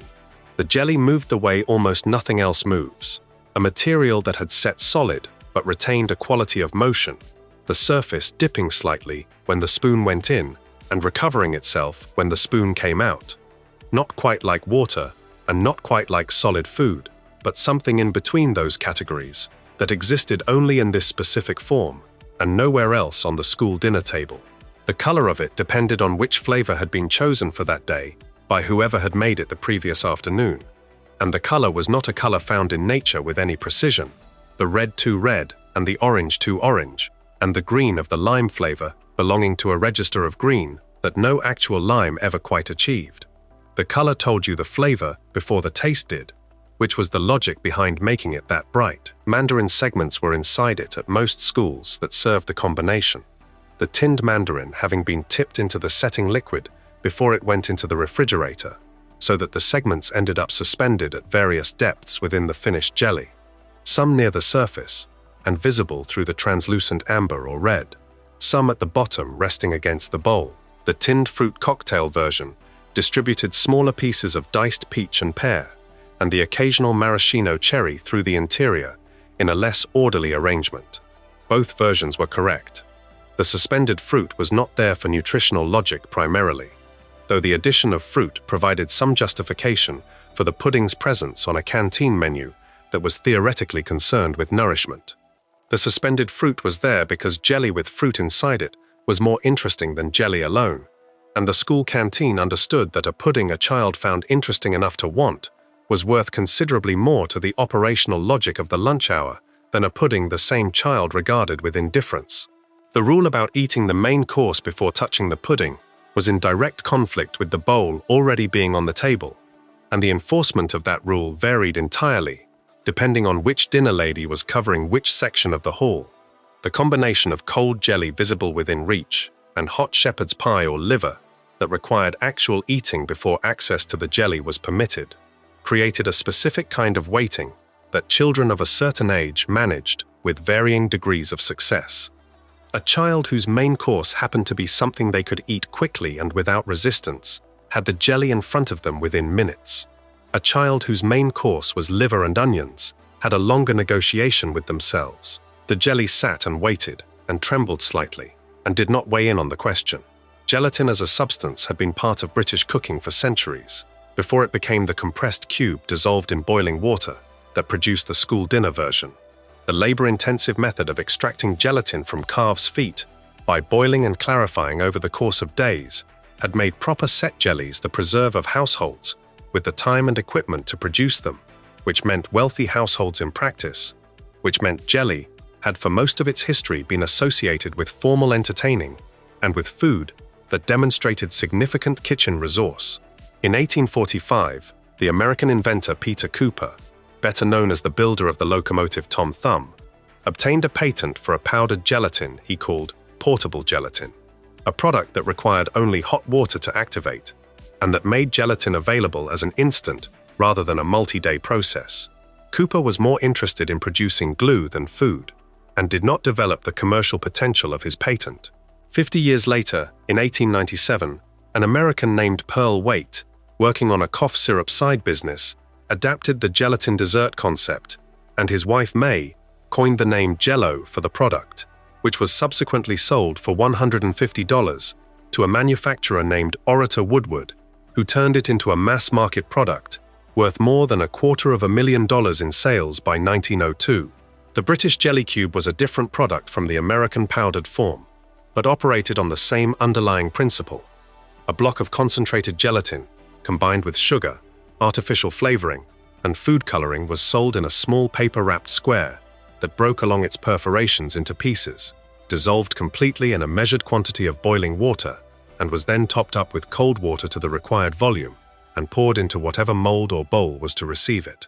The school kitchen version went into large flat trays or directly into individual serving bowls, covered and placed in the refrigerator the previous afternoon, and arrived at the table the following day, fully set and ready.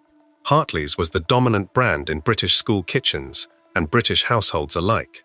William Pickles Hartley had founded the company in 1871 from Colne in Lancashire, after a jam supplier failed to deliver a consignment, and Hartley made his own, rather than disappoint his customers, the jam selling well enough that he continued making it and moved the business to Bootle, near Liverpool, in 1874, adding marmalade and jelly to the range.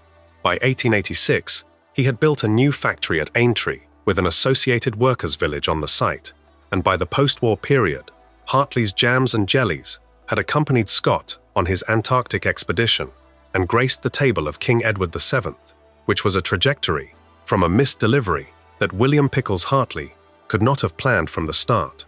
In the post-war years, jelly could reasonably be described as Britain's favorite pudding.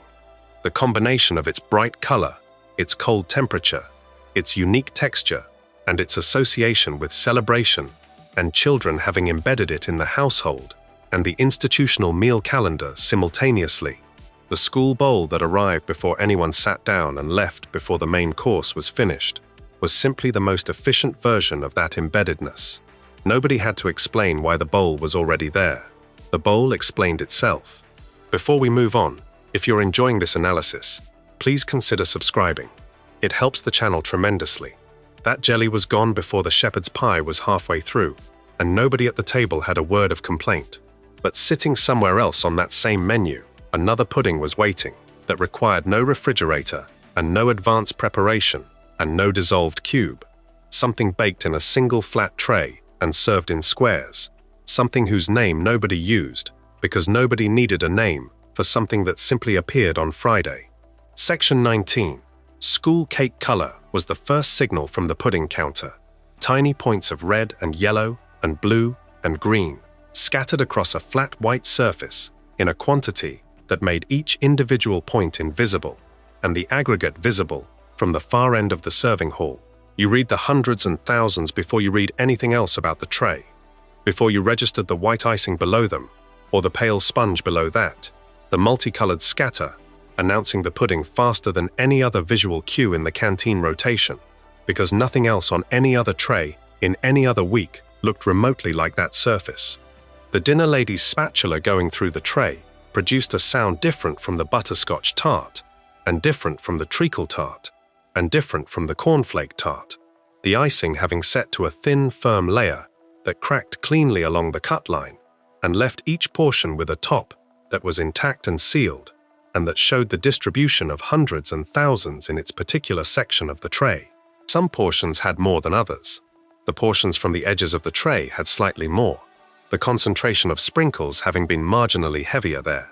Children who understood this acquired the knowledge at some point between their first and second year of school dinners, and held it going forward. The cake underneath the icing was vanilla sponge, the plainest version of the plainest cake, butter and sugar creamed together, eggs added, flour folded in, a measure of vanilla and a measure of milk incorporated to soften the batter before it went into the tray. Nothing complicated, and nothing that required any decision beyond proportions that experienced hands had long since internalized. The tray went into the oven at a standard temperature for a standard time and came out level and risen and pale gold on top, and after it had cooled, the icing went on.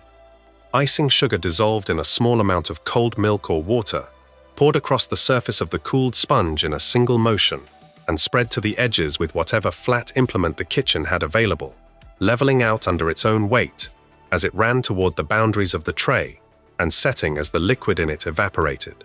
The hundreds and thousands went on before the icing had fully set, scattered from the container in whatever quantity the cook considered appropriate, which was always considerable, and they sank slightly into the still wet surface and were fixed there as it hardened. The finished tray could sit at room temperature for several hours without deteriorating, which was part of its logic as a kitchen item. It required no refrigeration, no final heating, no last-minute attention before service. Friday was when it appeared at most schools, not exclusively, but reliably enough that the connection between Friday and school cake required no announcement. According to a piece published about the dish, decades later, it was served on Fridays specifically as an incentive distributed across the whole week, a promise of something at the end that the week had to be got through before it arrived. Whether the children in those canteen halls thought of it in those terms is doubtful. What they understood was simpler, which was that the hundreds and thousands tray appeared on certain days, and those days were better than the days when it did not appear. And the pattern of its appearance was Friday, which was already the best day by several other measures as well. The hundreds and thousands on top of the icing had a name that was purely a description and was better for being exactly that. They were hundreds and thousands, because counting them was not a reasonable activity, and because the visual impression of the quantity scattered across the top of the tray was of a number too large to pass as individual units, each point of color too small to isolate in the attention. The name had emerged in British usage during the 19th century to describe the tiny round sugar and starch spheres that French confectioners had invented in the 18th century and called nonpareils, a French term meaning without equal, that carried a degree of irony, given what modest objects these were. William Janes, writing in the professional guide Gunter's Modern Confectioner in 1871, described how to make nonpareils and the machinery and the pots required, confirming that by that point, the confection had its dedicated production equipment. The British name for them, hundreds and thousands, was the plainer and more honest of the two, making no claim about superiority and simply pointing at the quantity, which was the thing about them that was undeniably true. You could not count them, that was enough. The custard that accompanied the cake in canteens that served it warm existed in a particular relationship with the icing that was not planned, but was what happened when the two things met on the plate. The custard softened the icing at the point of contact, the hard, flat glaze surface becoming wet and yielding where the liquid touched it, and the hundreds and thousands losing their crunch in the same process, the outer shell of sugar dissolving slightly into the surrounding warmth so that they became part of the icing layer rather than distinct from it. A spoonful that included icing and custard together tasted different from either alone, the sweetness of the glacé surface meeting the mild dairy sweetness of the birds, in a combination that was extremely sweet, in a way that 12-year-old palates received without any reservations whatsoever. Adults who returned to the cake decades later often found it sweeter than they remembered. The 12-year-old who had eaten it on a Friday afternoon had not found it too sweet. That was simply what Friday tasted like, and it was the correct taste for the day. The cake had no formal name in the canteen. Wales Online later described it as synonymous with school dinners, served for generations. The Manchester Evening News called it iconic. Good Housekeeping called it a classic. None of those words were used at the serving counter. Nobody needed a word for it. The hundreds and thousands on the white surface of the tray said everything the pudding counter needed to say, and the children moving through the queue responded accordingly. That school cake closed Friday the way nothing else did, and the hundreds and thousands went on the icing, and the whole week arrived at that square. But the final dish, the one that ended the rotation and started it again, needed no color and no icing and no Friday, because it appeared throughout the week and required only a plate and the willingness to eat what was there. Section 20. Corned beef, hash. Frying onion reached the queue before the serving counter was visible, and it reached the queue alongside the smell of frying potato and something darker and saltier underneath both of those, the particular smell of tinned corned beef meeting a hot pan, which was a smell unlike any other meat the school kitchen produced on any other day of the week.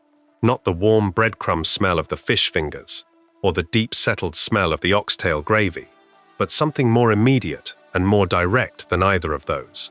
A smell that carried no pretension about what it was, and that arrived at your nose telling you plainly, before you had turned the corner into the serving area, that the kitchen had opened a tin this morning and was working with what had come out of it.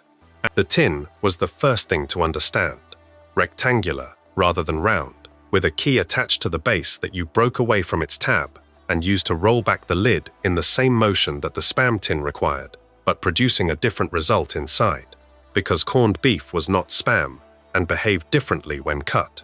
Came out of the tin, in the shape of the tin, a dense brick of pressed beef brisket with a small amount of natural gelatin around it from the cooking process sealed inside, pale grey pink where it had not been heated and darkening immediately at the point of contact with the pan.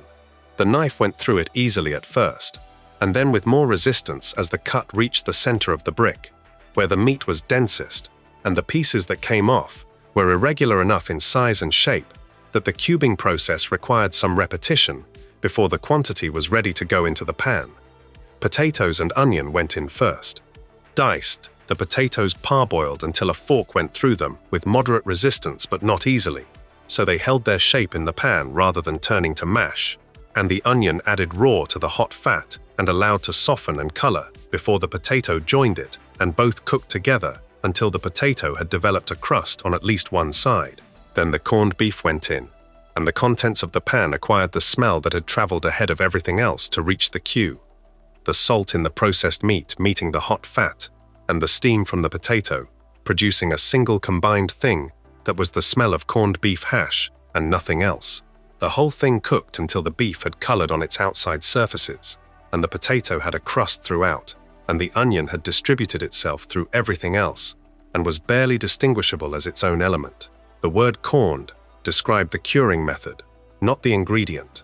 Beef brisket, preserved under coarse salt before refrigeration existed as a technology.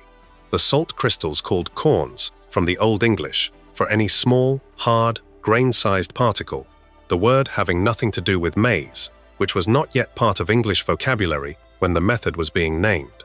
Salt curing made beef portable and shelf-stable across distances that fresh meat could not travel, which made it a product of trade routes and armies and institutional feeding before it became a product of the tin can, and the tin can made it something different again. Justus von Liebig's processing plant, established in the Uruguayan river port town of Fray Bentos in 1863, was where the most significant supply for the British market came from. The factory canning beef brisket from the abundant South American cattle herds and shipping it across the Atlantic in 1-pound rectangular tins that were well suited for army rations and for the working-class household and for the school kitchen. Fray Bentos was trademarked in 1881. By 1924, the firm had passed into British hands. By 1943, the factory was exporting 16 million cans a year, describing itself as the kitchen of the world, which was accurate in the specific sense that what it produced fed the military and the civilian populations of several allied nations simultaneously. British soldiers called it bully beef. The name did not diminish it. By the 1980s, canned corned beef had been in British school kitchens for long enough that its presence on the menu required no explanation and generated no particular excitement, which was itself a kind of completeness. It occupied the middle of the week without announcing itself, neither the Friday fish fingers at one end nor the Monday beef stew at the other, but somewhere in the plain, functional center of the rotation, the dish that appeared because it was cheap and filling and could be made in quantity from a tin and some potatoes and onion without requiring any technique beyond heat and time and attention to what was in the pan.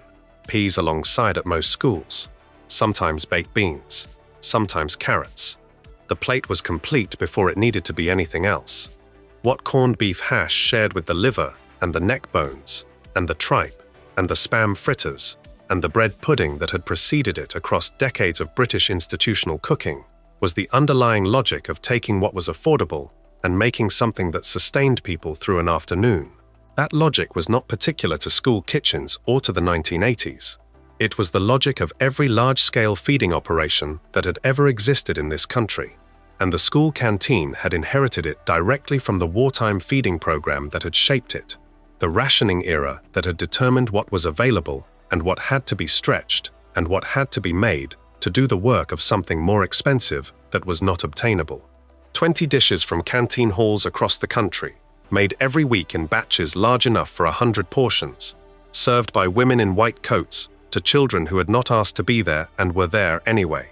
You ate what was in front of you, because it was in front of you, and somewhere between the first Monday and the last Friday of the years you spent in those halls, you ate most of it, and you learned the smell of each dish from the corridor before you saw the tray, and you knew which days were which days from the kitchen smell alone, and you carried that knowledge with you into every kitchen and every dinner table that came after it, without noticing that you were carrying it, until something exactly like it arrived in front of you again, and you knew what it was before anyone had to say. If you enjoyed this video, make sure to subscribe. Thanks for watching, and I'll see you in the next one.